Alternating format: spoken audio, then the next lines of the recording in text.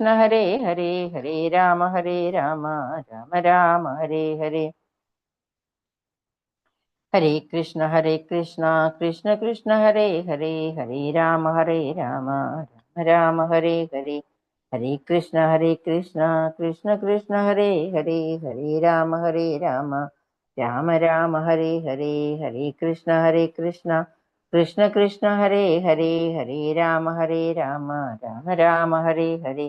हरे कृष्ण कृष्ण कृष्ण हरे हरे हरे राम राम राम राम हरे हरे। हरे कृष्णा प्रभु जी, हरे कृष्णा।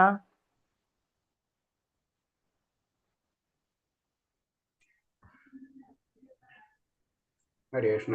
ओम नमो भगवते हरे कृष्ण। ओम नमो भगवते वासुदेवाय नमः। हरे कृष्ण। എല്ലാവർക്കും പ്രണാമം. ഹരേ കൃഷ്ണ. ഓം നമോ ഭഗവതേ ഹരേ കൃഷ്ണ. പ്രണാമം. എല്ലാവർക്കും പ്രണാമം. ഓം നമോ ഭഗവതേ വാസുദേവായ. ഓം നമോ ഭഗവതേ വാസുദേവായ. ഓം നമോ ഭഗവതേ വാസുദേവായ. ഓം നമോ ഭഗവതേ വാസുദേവായ. ഓം നമോ ഭഗവതേ വാസുദേവായ. നാരായണം നമസ്കൃത്യം നരം ചൈവ നരോത്തമം ദേവീം സരസ്വതിം വ്യാസം തതോ ജയമുദിരയേത് നഷ്ടപ്രായേഷു ഭദ്രേഷു നിത്യം ഭാഗവത സേവയാ ഭാഗവതേ ഉത്തമ ശ്ലോകേ ഭക്തിർഭവതി നഷ്ടകി മുഖം കരോതി വാചാലം പങ്കും ലംഘയതേ ഗിരി യത്കൃപതമഹം വന്ദേ പരമാനന്ദമാധവം ശ്രീഗുരുദീനധാരിണം ശ്രീചൈതന്യമീശ്വരം ജ്ഞാനതിമിരാന്ധ്യസ്യ ജ്ഞാനാഞ്ജലശലാകയാ ചക്ഷുർമിലിതം യേന തസ്മൈ ശ്രീഗുരുവേ നമഃ.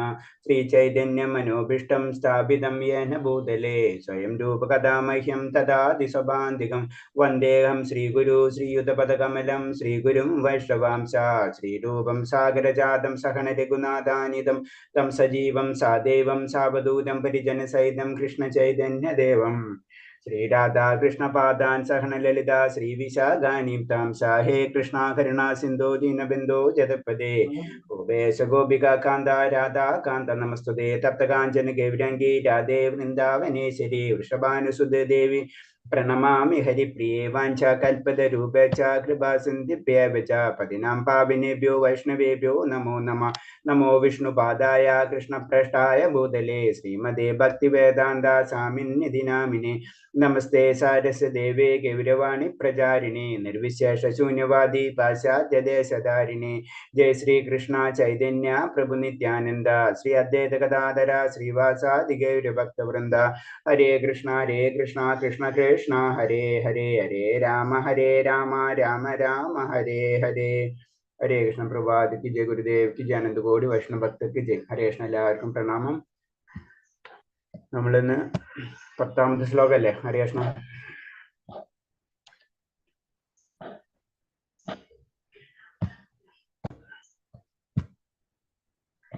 ഇന്ന് 10 അല്ലേ? ഹരേ കൃഷ്ണ. ഓം നമോ ഭഗവതേ വാസുദേവായ. പറഞ്ഞു കേൾക്കുന്നുണ്ടോ? എല്ലാവരും ഒന്ന് വീഡിയോ ഓൺ ചെയ്താൽ നന്നായിരിക്കും. ഹരേ കൃഷ്ണ. എല്ലാവരും വീഡിയോ ഓഫ് ആണ്. എത്രാമത്തെ ശ്ലോക? 10 അല്ലേ? കേൾക്കുന്നുണ്ടോ ഞാൻ പറയണത്? ശരി ശരി ശരി. ശ്ലോകം 10 ശ്ലോകം 10 അല്ലേ? ഓക്കെ, ഞാനൊന്ന് കൺഫേം ചെയ്താണ്. ഹരേ കൃഷ്ണ. ഓം നമോ ഭഗവതേ വാസുദേവായ. അപ്പൊ ഇതില് പറയുന്നത് 10ാമത്തെ ശ്ലോകത്തിൽ പറഞ്ഞത് കർമ്മഭ്യ പരിതോ ഹരോ പ്രിയതയാ വ്യക്തിം യജുർജ്ഞാനീന സേതേഭ്യോ ജ്ഞാന വിമുക്ത ഭക്തി പരമാം പ്രേമാത്മനിഷ്ഠത സദസ്ത തേസ്യോസ്ത പശുപാല പങ്കജാദൃശ്യാഭ്യോപ്പി സരാധികാ പ്രേഷ്ടി തത്വദീയം ദദീയ സരസി താംനാശ്രയേത് കാം ഹൃദി. ഇതിന്റെ ഭാവാർത്ഥം പറയുന്നത്, വിവർത്തനം എന്ന് പറഞ്ഞത് പരിഭാഷ: ബലമുളവാക്കുന്ന കർമ്മങ്ങൾ നിരന്തരം ചെയ്തുകൊണ്ടിരിക്കുന്നവരെക്കാൾ പരമപുരുഷനായ ഹരി കൂടുതൽ ഇഷ്ടപ്പെടുന്നത് ജീവിതത്തിന്റെ ഉന്നത മൂലങ്ങളെ കുറിച്ചുള്ള ജ്ഞാനം നേടിയവരാണ് എന്ന് ശാസ്ത്രത്തിൽ പറയുന്നുണ്ട്. ഇതിന് ശരിക്കും ഒരു ചെറിയ കമ്പാരിസൺ ആണ് കൊടുത്തിട്ടുള്ളത്. അതായത് കർമ്മി, ജ്ഞാനി, ഭക്തൻ, പ്രേമഭക്തൻ, ഗോപികന്മാർ, രാധാറാണി, ഇങ്ങനെ. അപ്പൊ നമ്മളെ രീതിയിൽ അറിയാം. ആദ്യം പറഞ്ഞ ബലം ഉളവാക്കുന്ന കർമ്മങ്ങൾ നിരന്തരം ചെയ്തുകൊണ്ടിരിക്കുന്നവരെക്കാൾ, അതായത് നമ്മൾ സാധാരണ എല്ലാവരും ഇപ്പൊ അങ്ങനെ ചെയ്തുകൊണ്ടിരിക്കുന്നതാണ് അല്ലെ? കർമ്മങ്ങൾ നമ്മൾ സാധാരണ കർമ്മങ്ങൾ ചെയ്തുകൊണ്ടിരിക്കണം, അതിന് ഫലങ്ങൾ നമ്മൾ അനുഭവിച്ചുകൊണ്ടിരിക്കുന്നത്. അപ്പൊ അതിനേലും ബെറ്റർ ആണ് ആര്? മൂല്യങ്ങളെ കുറിച്ചുള്ള ജ്ഞാനം നേടിയവർ. അതായത് ജ്ഞാനി, അപ്പൊ ആദ്യം കർമ്മി, പിന്നെ ജ്ഞാനി. അപ്പൊ കർമ്മിയേക്കാൾ ബെറ്റർ ആണ് ആര്? ജ്ഞാനി. ആ വ്യക്തിക്ക് എന്തൊക്കെ അറിയാം? കാരണം ജീവിതത്തിൽ ഉന്നത മൂല്യങ്ങളെ കുറിച്ച് മനസ്സിലാക്കിയിട്ടുണ്ടാവും ആ വ്യക്തി. അപ്പൊ അവരെന്താണ്? കർമ്മിയെക്കാളും ബെറ്റർ ആണ് എന്നാണ് ഫസ്റ്റ് പറയുന്നത് ഈ ശ്ലോകത്തില്.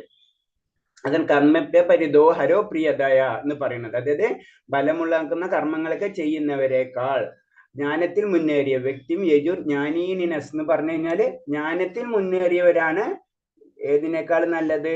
കർമ്മങ്ങൾ ചെയ്ത് സാധാരണ ജനങ്ങളെക്കാളും നല്ലത് എപ്പോഴത്? ജ്ഞാനം അറിഞ്ഞ വ്യക്തികൾ എന്നാ പറയുന്നത്. പിന്നെ ജ്ഞാനമാർഗത്തിൽ അങ്ങനെ മുന്നേറിയ അനേകം ജനങ്ങളിൽ ജ്ഞാനം കൊണ്ടും മോചനം ലഭിച്ച ഒരാൾ ഭക്തി സേവനങ്ങൾ ഏർപ്പെട്ടു എന്ന് വരാം. അവർ മുൻ പറഞ്ഞിട്ടുള്ള എല്ലാവരെക്കാളും മികച്ചവനാണെന്നാണ് പറയുന്നത്. അപ്പൊ ഇങ്ങനെ ജ്ഞാനമാർഗം, അപ്പൊ മൂല്യങ്ങളൊക്കെ മനസ്സിലായി. പിന്നെ എന്താണ്? ആ മൂല്യങ്ങൾ അറിഞ്ഞതിനനുസരിച്ച് പിന്നെ എന്ത് ചെയ്യാ വ്യക്തി? ആ ഭക്തിയുദ്ധ സേവനങ്ങൾ ഏർപ്പെട്ടെന്ന് വരാം. കൺഫേം ഒന്നുമില്ല. ബഹുനാം ജന്മനാവന്റെ ജ്ഞാനവാൻമാൻ പ്രപത്യത്തെ വാസുദേവൻ സർവമതി സമഹാത്മ സുദുർലഭ എന്ന് പറയുന്നത് തന്നെ. അപ്പൊ അങ്ങനെ 1000-ൽ ഒരാൾക്ക് മാത്രമേ ആ ഭഗവാനെ പറ്റി അറിയാൻ ആഗ്രഹം ഉണ്ടാവുള്ളൂ. അങ്ങനെ അറിയുന്നവരിൽ 1000-ൽ ഒരാൾക്ക് മാത്രമേ ഭഗവാനെ പ്രാപിക്കാനും കഴിയുള്ളൂ. അപ്പൊ ഇത് തന്നെ. അപ്പൊ ജ്ഞാനമാർഗത്തിൽ അങ്ങനെ മുന്നേറിയവർ, ജ്ഞാനം ലഭിച്ചിട്ട് അതിൽ മുന്നേറിയവർ പിന്നെ എന്താ ഭക്തിയുദ്ധ സേവനങ്ങൾ ചെയ്യാൻ വരും. അവർ മുൻ പറഞ്ഞവ എല്ലാവരെക്കാളും മികച്ചനാണ്. വീണ്ടും അടുത്ത ലെവലിലേക്ക് വരുന്നു. ആദ്യം കർമ്മി പറഞ്ഞ്, പിന്നെ ജ്ഞാനി പറഞ്ഞ്, പിന്നെ ജ്ഞാനം ആർജിച്ചതിന് ശേഷം ഭക്തിയുദ്ധ സേവനങ്ങൾ ചെയ്യാൻ തുടങ്ങി. അങ്ങനെ വരുന്ന വ്യക്തി തീർച്ചയായിട്ടും എന്നിട്ട് ഭക്തന്റെ ലെവലിലേക്ക് ആ വ്യക്തി ഉയർന്നിട്ടുണ്ടാവും. അവൻ മുൻ പറഞ്ഞ ഏവരെക്കാളും മികച്ചവനാണ്. എന്നാൽ കൃഷ്ണന് വിശുദ്ധ പ്രേമം കൈവരിച്ചവൻ അവനേക്കാളും ഉയർന്നവനാണ്. അപ്പൊ എന്താണ് അടുത്ത ലെവൽ? എന്താണ്? ആദ്യം ഭക്തനായി എന്താണ്? ഭക്തിയുദ്ധ സേവനങ്ങൾ ഏർപ്പെട്ടു തുടങ്ങി അല്ലെ? അപ്പൊ ഭക്തനായി കഴിഞ്ഞു. പിന്നെ എന്താണ്? കുറച്ചും കൂടെ ഭക്തിയിൽ ഉയർന്ന ലെവലിലേക്ക് എത്തുമ്പോൾ അതാണ് വിശുദ്ധമായ പ്രേമം കൈവരിച്ചിട്ടുണ്ടാവും. അത് പ്രേമ ഭക്തിയിലേക്ക്, അത് ആദ്യം സാധാരണ ഒരു ഭക്തനായിട്ട് മാറിയിട്ടുണ്ടാവുള്ളൂ. അതിൽ നിന്ന് പ്രേമം ഭഗവാനായിട്ടുള്ള വളരെ അറ്റാച്ച്മെന്റ് സ്റ്റാർട്ട് ചെയ്യുമ്പോൾ വിശുദ്ധമായ പ്രേമം കൈവരിച്ചവനായി. അപ്പൊ അവൻ എന്താണ്? മറ്റവനേക്കാളും ഉയർന്നതാണ്. ആരെക്കാളും? ഭക്തനേക്കാളും ഉയർന്നതാണ്. സാധാരണ ഭക്തിയുദ്ധ സേവനങ്ങൾ ചെയ്യുന്ന ഒരു വ്യക്തിയിലേക്കാളും ആര് ഉയർന്നവരാണ്? വിശുദ്ധ പ്രേമം കൈവരിച്ച വ്യക്തി. അതാണ് പ്രേമ ഭക്തൻ. അപ്പൊ ആദ്യം കർമ്മിയായി, പിന്നെ ജ്ഞാനിയായി, പിന്നെ ഭക്തനായി, പിന്നെ പ്രേമഭക്തനായി. അടുത്തത് കൃഷ്ണൻ വിശുദ്ധ പ്രേമം സിദ്ധിച്ചവർ വെച്ച് ദിവ്യ ഗോപാലനായ കൃഷ്ണനെ സവാത്മന ശരണം പ്രാപിച്ച ഗോപികമാർ മുന്നിട്ട് നിൽക്കുന്നു. അപ്പൊ പ്രേമം ലഭിച്ച പ്രേമഭക്തനേക്കാൾ അടുത്ത ലെവലാണ് ആര്? ഗോപികമാർ. അവരെന്താണ്? അവരുടെ വിശുദ്ധ പ്രേമം അതായത് സിദ്ധിച്ചവരിൽ വെച്ച് ദിവ്യമായ ഗോപാലനായ കൃഷ്ണ സർവാത്മന ശരണം പ്രാപിച്ച ഗോപികമാർ. അപ്പൊ ഗോപികമാരാണ് അടുത്ത ലെവലിലേക്ക് വരുന്നത്. അവരെന്താണ്? അവർക്ക് ഞാൻ പലപ്പോഴും പറഞ്ഞിട്ടുണ്ട്, അവര് എന്താണ്? ഭഗവാന്റെ സന്തോഷമാണ് അവരുടെ സന്തോഷം. വേറെ അതിന്റെ അപ്പുറത്തേക്ക് അവർക്ക് എന്ത് വരുന്നു അതൊന്നും അവർ ചിന്തിക്കില്ല. ഭഗവാൻ ഒരു നിമിഷം കാണാൻ അവർക്ക് പറ്റാതിരിക്കില്ല. അപ്പൊ അവര് ഞാൻ പറഞ്ഞാൽ വിപ്രലംബ ഭാവം എന്ന് പറഞ്ഞ ഒരു ഭാവത്തിൽ അവർ നിൽക്കുന്നത്. അതായത് അവർക്ക് ലഭിച്ച കൃഷ്ണ അവർക്ക് പോകുമ്പോൾ അവർക്ക് ഉണ്ടാവുന്ന ഒരു ഫീലിങ്സ് ഉണ്ടാവും. ആ ഒരു ഭാവത്തിലാണ് അവരവിടെ ജീവിക്കുന്നത്. അതാണ് വിപ്രലംബ ഭാവം എന്ന് തന്നെ പറയുന്നത്. അപ്പൊ അത്രയും ഇമ്പോർട്ടൻസ് ആണ് ഗോപിമാരെ പ്രേമം. അപ്പൊ അത് ഉണ്ട് ഇല്ല എന്നൊരവസ്ഥയിൽ അത് അനുഭവിച്ച് ആ ഒരു രസമാണ് ശരിക്കും അവര് അനുഭവിക്കുന്നത്. അതാണ് പറയുകയും ചെയ്തത്. ഗോപിമാര് ഭഗവാനായിട്ട് രാസലീല നടത്തിക്കൊണ്ടിരിക്കുന്ന സമയത്തായിരിക്കും പെട്ടെന്ന് ഭഗവാൻ അപ്രത്യക്ഷനാവുന്നത്. വീണ്ടും ഭഗവാനെ ആലോചിച്ച് പിന്നെ കരഞ്ഞ് അങ്ങനെ ആയ ഭാവം അവര് അനുഭവിച്ചുകൊണ്ടിരിക്കണം. അതാണ് ഗോപിമാര് ഏറ്റവും ഉയർന്ന ഭക്തന്മാരിൽ ഏറ്റവും ടോപ്പ് ലെവലിൽ എന്ന് ചോദിച്ചു കഴിഞ്ഞാൽ ആരിന്? ഗോപികന്മാർ. അപ്പൊ നമ്മളെല്ലാവരും ഇൻഡയറക്റ്റ് ആയിട്ട് നമ്മളിലേക്ക് നമ്മളെ പ്രേമം നമ്മൾ ചെയ്യാൻ ഉദ്ദേശിക്കുന്നത് എന്ന് പറഞ്ഞാൽ ഗോപികുമാര് പ്രേമത്തിലേക്ക് എത്താന്നുള്ളതാണ്. അതാണ് ഗോപിമാര് പ്രേമം. അതാണ് ഞാൻ പറഞ്ഞു. ഇപ്പൊ നമ്മള് തുളസിമാല ധാരണം ചെയ്യണത് തന്നെ ഇൻഡയറക്റ്റ് ആയിട്ട് ഭഗവാന്റെ ഗോപികന്മാരായി എന്നുള്ള ഒരു വിശ്വാസമാണ് അത് ശരിക്കും പറഞ്ഞു കഴിഞ്ഞാൽ. നമ്മൾ 108 മുത്ത് നമ്മൾ ജപിക്കുന്നുണ്ട് അല്ലെ? അതും ഇതിന്റെ ഒക്കെ ഒരു ഇൻഡിക്കേഷൻ. കാരണം ഏറ്റവും ഭഗവാൻ ഏറ്റവും ചുറ്റിപ്പറ്റിട്ടുള്ള 108 ഗോപികന്മാരിന് ഏറ്റവും പോട്ട്. അത് ഞാൻ പറഞ്ഞ 8 പേര് തന്നെ അഷ്ടസഖികളാണ്. അപ്പൊ 108 മനസ്സിലായി? അപ്പൊ അങ്ങനെയാണ് വരുന്നത്. അത് 16 108 ആണെങ്കിലും ആ 8 ആ ഇമ്പോർട്ടൻസ് അതിനുണ്ട്. അത് കഴിഞ്ഞിട്ടുള്ള പറയണാണ് എല്ലാ ഗോപികളിലും വെച്ച് കൃഷ്ണന് ഏറ്റവും പ്രിയപ്പെട്ടവളാണ് ശ്രീമതി രാധാറാണി. അപ്പൊ ഗോപികമാരിൽ വെച്ച് ഏറ്റവും ടോപ്പ് ആരാണ്? അതാണ് ശ്രീമതി രാധാറാണി. അത്രയും പ്രിയപ്പെട്ട രാധാറാണിയെ പോലെ തന്നെ അവരുടെ സരസ് രാധാകുണ്ടവും പ്രിയപ്പെട്ടിരിക്കുന്നു. അപ്പം രാധാറാണിക്ക് ഏറ്റവും പ്രിയപ്പെട്ടതെന്ന് പറഞ്ഞു കഴിഞ്ഞാൽ രാധാകുണ്ട് അല്ലെ? രാധാറാണിക്ക് ഏറ്റവും പ്രിയപ്പെട്ടത്. അപ്പൊ അത് കാരണം കൊണ്ടാണ് രാധാകുണ്ടും ശരിക്കും ഏറ്റവും പ്രിയപ്പെട്ടതെന്നാണെന്ന് പറയുന്നത്. അപ്പൊ നമുക്കറിയാം ആ വ്യക്തിക്ക് ഏറ്റവും ഇഷ്ടം, ഭഗവാൻ ഇഷ്ടം അത് വേറെ. പക്ഷെ എന്നാലും രാധാകുണ്ടിനോട്, കാരണം രാധാകുണ്ടില് ഭഗവാനും അതുപോലെ തന്നെ രാധാറാണിയും തമ്മിലുള്ള ലീലകൾ നടന്നിട്ടുള്ള സ്ഥലങ്ങൾ. അപ്പൊ രാധാകുണ്ട് ഏറ്റവും പ്രിയപ്പെട്ടതാണ് രാധാറാണിക്ക്. അപ്പൊ അത് കാരണം കൊണ്ട് അത് ഏറ്റവും സാധാരണ ഭക്തന്മാരെ സംബന്ധിച്ച് രാധാകുണ്ട് വളരെ പ്രിയപ്പെട്ടതാകുന്നു. അപ്പൊ ഒരു ശ്രേണിയാണ് പറയുന്നത്. ആദ്യം തന്നെ കർമ്മി, പിന്നെ ജ്ഞാനി, പിന്നെ ഭക്തൻ, പിന്നെ പ്രേമഭക്തൻ, പിന്നെ ഗോപികമാര്, പിന്നെ രാധാറാണി. അപ്പൊ പറയുമ്പോ സാധാരണ നമ്മളെല്ലാവരും ഭക്തൻ എന്ന് പറഞ്ഞാലും ഇങ്ങനെ പല ലെവലിൽ കൂടിയാണ് നമ്മൾ കടന്നു വരുന്നത്. അങ്ങനെ ഇരിക്കെ ആ രാധകുണ്ടത്തിൽ താമസിച്ച് ആനന്ദോത്മന്നമാകുന്ന അപകാരകൃത ഭക്തിഭാവങ്ങളെ നിർഭരായ ആത്മീയ ശരീരത്തോടുകൂടി ദിവ്യ ദമ്പതികളായ ശ്രീ രാധാ ഗോവിന്ദന്മാരുടെ പ്രേമസമയത്ത് 8 തരത്തിലുള്ള ദൈനംദിന വിനോദങ്ങൾ, അഷ്ടകാലിയായ ലീലകൾ ഏർപ്പെട്ടുകൊണ്ടിരിക്കുന്ന ശ്രീ രാധാ ഗോവിന്ദന്മാരുടെ പ്രേമ സേവനത്തിൽ ആരാണ് നിമഗ്നനായിരിക്കുക? തീർച്ചയായും ഈ പ്രപഞ്ചത്തിൽ ഏറ്റവും ഭാഗ്യന്മാർ രാധകുണ്ടത്തിലിരുന്ന് പ്രേമഭക്തിയിൽ സേവനം നിർവഹിക്കുന്നവരാണ്. അപ്പൊ ഞാൻ പറഞ്ഞു രാധാകുണ്ട് അല്ലെങ്കിൽ ഭഗവാനും രാധാറാനും രാസലീലകളും അല്ലെങ്കിൽ അവരെ പ്രേമഭക്തി നടന്നിട്ടുള്ള സ്ഥലമാണ് അത്. അപ്പൊ അത് വളരെ ഇമ്പോർട്ടന്റ് ആണെന്ന് പറയുന്നത്. അപ്പൊ അവിടെ എന്താ ചെയ്യുന്നതെന്ന് വെച്ചാൽ അവിടെ ആ രാധാകുണ്ടില് പ്രേമഭക്തി മൂലം സേവനം അർപ്പിക്കുന്ന വ്യക്തികളുണ്ട്. അപ്പൊ അവരാണ് ഏറ്റവും ടോപ്പ് ശ്രേണിയിലുള്ളത്. അപ്പൊ അതിന് പറഞ്ഞ നമ്മള് ഗോപിക ആവാനുള്ള ശ്രമത്തിലാണ്, അല്ലെങ്കിൽ രാധാറാണിയെ സേവിക്കാനുള്ള അവരെ ഇതില് സേവിക്കണം. അത് പലതരം. അപ്പൊ അതിന് പറ ഗോപികന്മാരുണ്ട്, പിന്നെ അതേപോലെ തന്നെ ഗോപികമാരെ സഹായിക്കുന്ന മഞ്ചിരികളുണ്ട് എന്ന് പറയുന്നുണ്ട്. അപ്പൊ അവരെ അതേപോലെ തന്നെയാണ് നമ്മളും ഭഗവാന്റെ ആ സേവനത്തില്, ആ സമയത്തുള്ള ഭഗവാന്റെ സേവനത്തില് എന്നെയും കൂട്ടണമേ എന്നുള്ള ഒരു ഇതാണ് ആ ഗോപികന്മാരും അതേപോലെ തന്നെ ആ രാധാകുണ്ടിലൊക്കെ നമ്മൾ അങ്ങനത്തെ കാര്യങ്ങൾ ചെയ്യുന്നത്. അതായത് ഭക്തി പരസ്പരം ആ രാധാകുണ്ടത്തെയും സേവിക്കണം എന്നാ പറയുന്നത്. അപ്പൊ അതാണ് ഇതിൽ പറഞ്ഞത്. അപ്പൊ പറഞ്ഞു വരുന്നത് ഇത്രയുള്ള പല ശ്രേണികളുണ്ട്. അതില് രാധാറാണി ഏറ്റവും ടോപ്പ്. അപ്പൊ രാധാറാണിയും ഭഗവാനും ഉപയോഗിച്ചിട്ടുള്ള രാധാകുണ്ട് അതിൽ അത്ര ഇമ്പോർട്ടൻസ് കൊടുക്കുന്നുണ്ട്. അപ്പൊ രാധാകുണ്ടത്തിൽ എന്താണ് നമ്മളും സേവനങ്ങൾ ചെയ്യുക.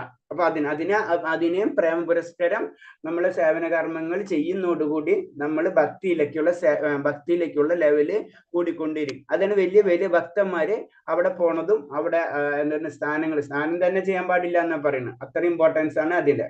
കാരണം അത് രാധാറാണി ആണെന്നുള്ള ഒരു സങ്കല്പമാണ്. അത്തരം ഭക്തിയോടായിരിക്കും ആ തീർത്ഥത്തിനോട് പെരുമാറുന്നതും അവിടെ തന്നെ ജീവിതം കഴിച്ചു കൂട്ടുന്നതൊക്കെ. അതാണ് രാധാകുണ്ടത്തിന്റെ പ്രത്യേകിച്ച് വൈഷ്ണവ സന്യാസിമാര് ഒരു കാര്യമാണ് അത് പറഞ്ഞത്. ഈ ലോകത്തിൽ എല്ലാ ജീവജാലങ്ങളെയും മായയുടെ അധീനതയിൽ അകപ്പെട്ട് കഴിയുന്നതിന് എന്ന് വിഷ്ണു പുരാണത്തിൽ പറയുന്നു. അപ്പൊ എന്താണ് വിഷ്ണു പുരാണത്തിൽ പറയുന്നത്? ഈ ലോകത്തിലെ എല്ലാ ജീവജാലങ്ങളും മായയുടെ അധീനതയിൽ. അപ്പൊ മായ എന്ന് പറയുമ്പോൾ നമ്മൾ ചിന്തിക്കരുത്, അത് തെറ്റായിട്ടുള്ള ധാരണ. മായ എന്ന് പറഞ്ഞ് ഇല്ലാത്തതെന്നല്ല, അതെപ്പോഴും തെറ്റിദ്ധരിക്കരുത്. മായ എന്ന് പറഞ്ഞാൽ ഉള്ളത് തന്നെയാണ്. പക്ഷെ അത് നമുക്ക് മായ പോലെ അനുഭവപ്പെടുന്നു. അതായത് നമ്മൾ സ്വപ്നം കണ്ട പോലെയാണ്. പക്ഷെ സ്വപ്നം തന്നെയാണ്. അപ്പൊ അതേപോലെ തന്നെ ഈ ലോകം നിലനിൽക്കും. നമ്മളത് പഠിച്ചു കഴിഞ്ഞു അല്ലെ? ലോകം ഉള്ളതാണ്. ബ്രഹ്മാണ്ടങ്ങൾ ഉണ്ടാവുന്നു, അത് നശിക്കുന്നു. പക്ഷെ എന്താണ്? ഇത് ശാശ്വതമല്ല. അതുകൊണ്ടാണ് മായ എന്നുള്ളൊരു വേർഡ് ഉപയോഗിക്കുന്നത്. ഈ ഭൗതിക ലോകം ശാശ്വതമല്ല, അത് പെർമനന്റ് അല്ല. അപ്പൊ അത് നമുക്കൊരു സ്വപ്നം പോലെ തോന്നുന്നു പറയില്ലേ? അത് കാരണമാണ് മായ എന്ന് പറഞ്ഞത്. അപ്പൊ മായയിൽ അധീനപ്പെട്ട് അത് ടെമ്പററി ആയിട്ടുള്ള ഒരു കാര്യത്തിൽ ഇടപെട്ട് നമ്മളൊരു പറയില്ലേ, ഇപ്പൊ താജ്മഹൽ കാണുന്നതിന് പകരം ഏതെങ്കിലും ഒരു പള്ളി പോയി കാണുന്ന പോലെ തന്നെ ആയിരിക്കും. നമ്മൾ ജനറൽ ആയിട്ട് പറയുമ്പോൾ രണ്ടും ഒരേപോലെ ഇരിക്കും എന്ന് പറഞ്ഞപ്പോൾ മായ. അപ്പൊ അതാണ് ശരിയെന്ന് നമുക്ക് തോന്നുന്നതാണ് ശരിക്കും ചെയ്യുന്നത്. അപ്പൊ അതാണ് മായ കൊണ്ട്. അപ്പൊ മായയിൽ അധീനം. അപ്പൊ മായയിൽ നമ്മൾ പെടുമ്പോൾ എന്താ സംഭവിക്കുന്നത്? നമുക്ക് ആത്മീയ കാര്യത്തിന് നമുക്കത് ഭൗതികമായിട്ട് തോന്നുകയും ഭൗതിക കാര്യത്തിന് ആത്മീയമായിട്ടും തോന്നുന്ന ഒരു അവസ്ഥ. അത് സത്യത്തെ അസത്യം. അപ്പൊ ഇല്ലാത്തതിന് ഉണ്ടെന്ന് തോന്നാം. അതായത് പെർമനന്റ് ആയിട്ട് നമുക്ക് സന്തോഷമാണ് ആവശ്യം. പക്ഷെ നമുക്ക് ഈ മായയിൽ അത് കിട്ടും എന്നുള്ള പ്രതീക്ഷ, ഒരു തോന്നലാണ് ശരിക്കും. അതാണ്. അപ്പൊ നമ്മൾ ഒരിക്കലും തെറ്റിദ്ധരിക്കരുത്. നമ്മൾ ഈ ഭൗതിക ലോകം ഉള്ളത് തന്നെയാണ്. അത് പലപ്പോഴും ഭഗവാന്റെ ഇതിൽ പറഞ്ഞിട്ടുണ്ടല്ലേ, എല്ലാതും റിപ്പീറ്റ് ചെയ്യണം. പുനരാവർത്തന അർജുന എന്ന് പറഞ്ഞിട്ടുണ്ടല്ലേ. അശാശ്വതം പറഞ്ഞിട്ടുണ്ട്. അതേപോലെ തന്നെ പുനരാവർത്തിതമാണ് ഇതെന്ന് പറഞ്ഞു. അപ്പൊ പുനരാവർത്തിക്കുന്നുണ്ട്. ഈ ലോകം ഇങ്ങനെ കറങ്ങിക്കൊണ്ടിരിക്കുകയാണ്. ഇത് തന്നെ ആകപ്പെട്ടെന്ന് വിഷ്ണു പുരാണത്തിലും പറയുന്നുണ്ട്. അപ്പൊ വിഷ്ണു പുരാണത്തിൽ ഇതാണ് നമ്മളെല്ലാവരും എന്തിനു മായയിൽ അധീനം. അപ്പൊ അതും വിഷ്ണു പുരാണത്തിലല്ല, എല്ലാ ശാസ്ത്ര ഗ്രന്ഥങ്ങളും ഡയറക്റ്റും ഇൻഡയറക്റ്റ് ആയിട്ടും പറയുന്നുണ്ട്. ഭഗവത്ഗീത തന്നെ ക്ലിയർ ആയിട്ട് പറഞ്ഞു തരുന്നുണ്ട്. അപ്പൊ ഇതിൽ വിഷ്ണു എന്ന് പറഞ്ഞാൽ അതിന്റെ എല്ലാ വേർഡിനും അതിന്റെ മീനിങ് ഉണ്ട്. വിഷ്ണു. അപ്പൊ കൃഷ്ണ എന്ന് പറഞ്ഞാൽ നമുക്കറിയാം. കൃഷ്ണ എന്ന് പറഞ്ഞാൽ എന്താണ് ശരിക്കും അതിന്റെ മീനിങ്?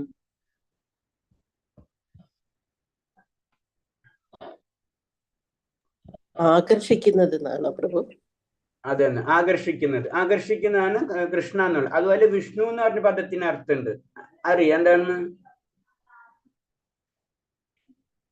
എല്ലായിടത്തും നിറഞ്ഞു നിൽക്കുന്നവൻ. അതാണ് അത് വിഷ്ണു എന്നുള്ള അർത്ഥത്തിന്റെ അർത്ഥം. അപ്പൊ എല്ലാത്തിനും അർത്ഥമുണ്ട്. ശിവൻ എന്ന് പറഞ്ഞു കഴിഞ്ഞാൽ മംഗളദായകൻ. അങ്ങനെ എല്ലാത്തിനും അതിന്റെ അർത്ഥങ്ങളുണ്ട്. അപ്പൊ ഇതിൽ പറഞ്ഞ വിഷ്ണു പുരാണത്തിൽ പറഞ്ഞത് എന്താണ്? മായയാൽ നമ്മൾ പിടിപെട്ടിരിക്കുകയാണ്. അപ്പൊ നമുക്ക് അസത്യത്തെ സത്യമായിട്ട് നമുക്ക് തോന്നും. പിന്നെ ഭഗവാന്റെ ചൈതന്യത്തെ 3ആയി തരംതിരിച്ചിരിക്കുന്നു.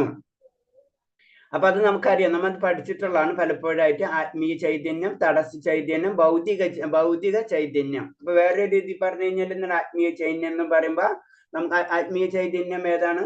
ആത്മീയ ചൈതന്യത്തിൽ പറയുമ്പോൾ ആത്മീയ ചൈതന്യം എന്ന് പറഞ്ഞത് ഏതാണ്? ഭഗവാന്റെ 3 ചൈതന്യങ്ങളായിട്ട് തിരിക്കുന്നുണ്ടല്ലോ. 3 തരം ശക്തികൾ ഭഗവാൻ ഉണ്ടെന്ന് നമ്മൾ പറയാറില്ല ഇടയ്ക്കിട്ട്. അതായത് ഭഗവാന്റെ 3 തരം ശക്തികൾ നമ്മൾ എന്താണ്? ഒന്ന് അന്തരംഗ ശക്തി, പിന്നെ അതുപോലെ തന്നെ ബഹിരംഗ ശക്തി, പിന്നെ തടസ്സ ശക്തി. അങ്ങനെ 3 തരം ശക്തികളെ പറ്റി പറയും. അതാണ് അന്തരംഗ ശക്തി എന്നാണ് ആത്മീയ ചൈതന്യം. തടസ്സ ചൈതന്യം എന്ന് പറഞ്ഞു കഴിഞ്ഞാൽ തടസ്സ ശക്തി. ബഹിരംഗ ശക്തി ഭൗതിക ചൈതന്യം, ബഹിരംഗ ശക്തി. അപ്പൊ ആത്മീയ ചൈതന്യാണ് ആര്? രാധാറാണി. തടസ്സ ശക്തി ആരാണ്? നമ്മൾ ജീവാത്മാക്കള്. ഭൗതിക ചൈതന്യം എന്ന് പറഞ്ഞു കഴിഞ്ഞാൽ ഭൗതിക ലോകം. അതിൻ്റെ അതാരാണ്? ബഹിരംഗ ശക്തി. അല്ലെങ്കിൽ ആരാണെന്ന് പറയാൻ നമ്മൾ ദുർഗാദേവി. അങ്ങനെ 3 ഇതാണ്. അപ്പൊ ഇത് തന്നെ. അപ്പൊ ശരിക്കും രാധാറാണി എന്ന് തന്നെയാണ് ദുർഗാദേവി എല്ലാം വന്നിട്ടുള്ളത്. പക്ഷെ അതിന്റെ ഒരു ജനറൽ ആയിട്ട് കൺസെപ്റ്റ് പറയുമ്പോ 3 തരം ശക്തികളുണ്ട് ഭഗവാന്. ഒന്ന് ആത്മീയ ചൈതന്യം, തടസ്സ ചൈതന്യം, ഭൗതിക ചൈതന്യം. വേറെ രീതിയിൽ പറഞ്ഞു കഴിഞ്ഞാൽ ആത്മീയ എന്ന് പറഞ്ഞു കഴിഞ്ഞാൽ ഇന്റേണൽ എന്ന് പറയുമ്പോ അന്തരംഗ ശക്തി, പിന്നെ തടസ്സ ശക്തി, പിന്നെ ബഹിരംഗ ശക്തി. ഈ തടസ്സ ശക്തിയിലാണ് നമ്മളെല്ലാം, ജീവാത്മാക്കളെല്ലാതും തടസ്സ ശക്തിയിലാണ് വരുന്നത്. പിന്നെ ആത്മീയ ചൈതന്യം അല്ലെങ്കിൽ ആത്മീയ ലോകം എന്ന് പറഞ്ഞ് അതിന്റെ കൺട്രോളർ ശരിക്കും രാധാറാണിയാണ്. പിന്നെ ഭൗതിക ചൈതന്യം അല്ലെങ്കിൽ ഭൗതിക ലോകത്തിന്റെ മുഴുവനും കൺട്രോളർ ദുർഗാദേവിയാണ്. അതാണ് നമ്മളെ ഭൗതിക ഐശ്വര്യങ്ങളെല്ലാതും നമുക്ക് തരുന്നത് ആരാണെന്ന് വെച്ച് കഴിഞ്ഞാൽ ദുർഗാദേവിയാണ്. പക്ഷെ എന്തിനാ അതിന്റെ കൺട്രോളർ ആരാണെന്ന് വെച്ച് കഴിഞ്ഞാൽ ഭഗവാനാണ്. അതേപോലെ തന്നെ നമുക്ക് ആത്മീയ ശക്തി തരുന്നത് ആരാണെന്ന് വെച്ച് കഴിഞ്ഞാൽ ആരാണ്? രാധാറാണി. പക്ഷെ അതിന്റെ കൺട്രോൾ ആരാണെന്ന് വെച്ച് കഴിഞ്ഞാൽ ഭഗവാനാണ്. അതാണ് രാധാറാണിയെ പോലെ ഭഗവാനെ ആരാധിക്കാനാണ് ആഗ്രഹിക്കുന്നത്. അതായത് രാധാറാണിയോട് ശരണം പ്രാപിക്കുകയാണ് നമ്മൾ ചെയ്യുന്നത്. ശരിക്കും പറഞ്ഞു കഴിഞ്ഞാൽ നമ്മള് ആത്മീയ ലോകത്തിൽ അല്ലെങ്കിൽ ആത്മീയ കാര്യങ്ങൾ ചെയ്യുമ്പോൾ രാധാറാണിയോടാണ് നമ്മൾ അഭ്യർത്ഥിക്കുന്നത്. ശരിക്കും ഭഗവാനെ കിട്ടണമെന്നാണ്. ഭഗവാനെ സേവിക്കാൻ രാധാറാണിയോടാണ് നമ്മള് പ്രാർത്ഥിക്കുന്നത്. അതാണ് നമ്മൾ വൃന്ദാവനത്തിൽ പോകുമ്പോ ശ്രദ്ധിച്ചിട്ടുണ്ടാവും. വൃന്ദാവനത്തിൽ പോയവർക്കറിയാം, അവിടെ രാധേ രാധേ രാധേ എന്നാണ് അവർ പറയാ. കാരണം ഭഗവാനിൽ ഈസിയാണ് രാധരെ ത്രൂ ഭഗവാനിലേക്ക് എത്താം. അങ്ങനെ ഒരു കൺസെപ്റ്റ് ആണ് അതിൽ പറയുന്നത്. അപ്പൊ അത്രയാണ് നമ്മളിപ്പോ തന്നെ നമ്മൾ മന്ത്രത്തിൽ തന്നെ നമുക്ക് ശ്രദ്ധിച്ചാൽ ഹരേ കൃഷ്ണ കൃഷ്ണ കൃഷ്ണ ഹരേ ഹരേ, ഹരേ രാമ രാമ രാമ ഹരേ ഹരേ.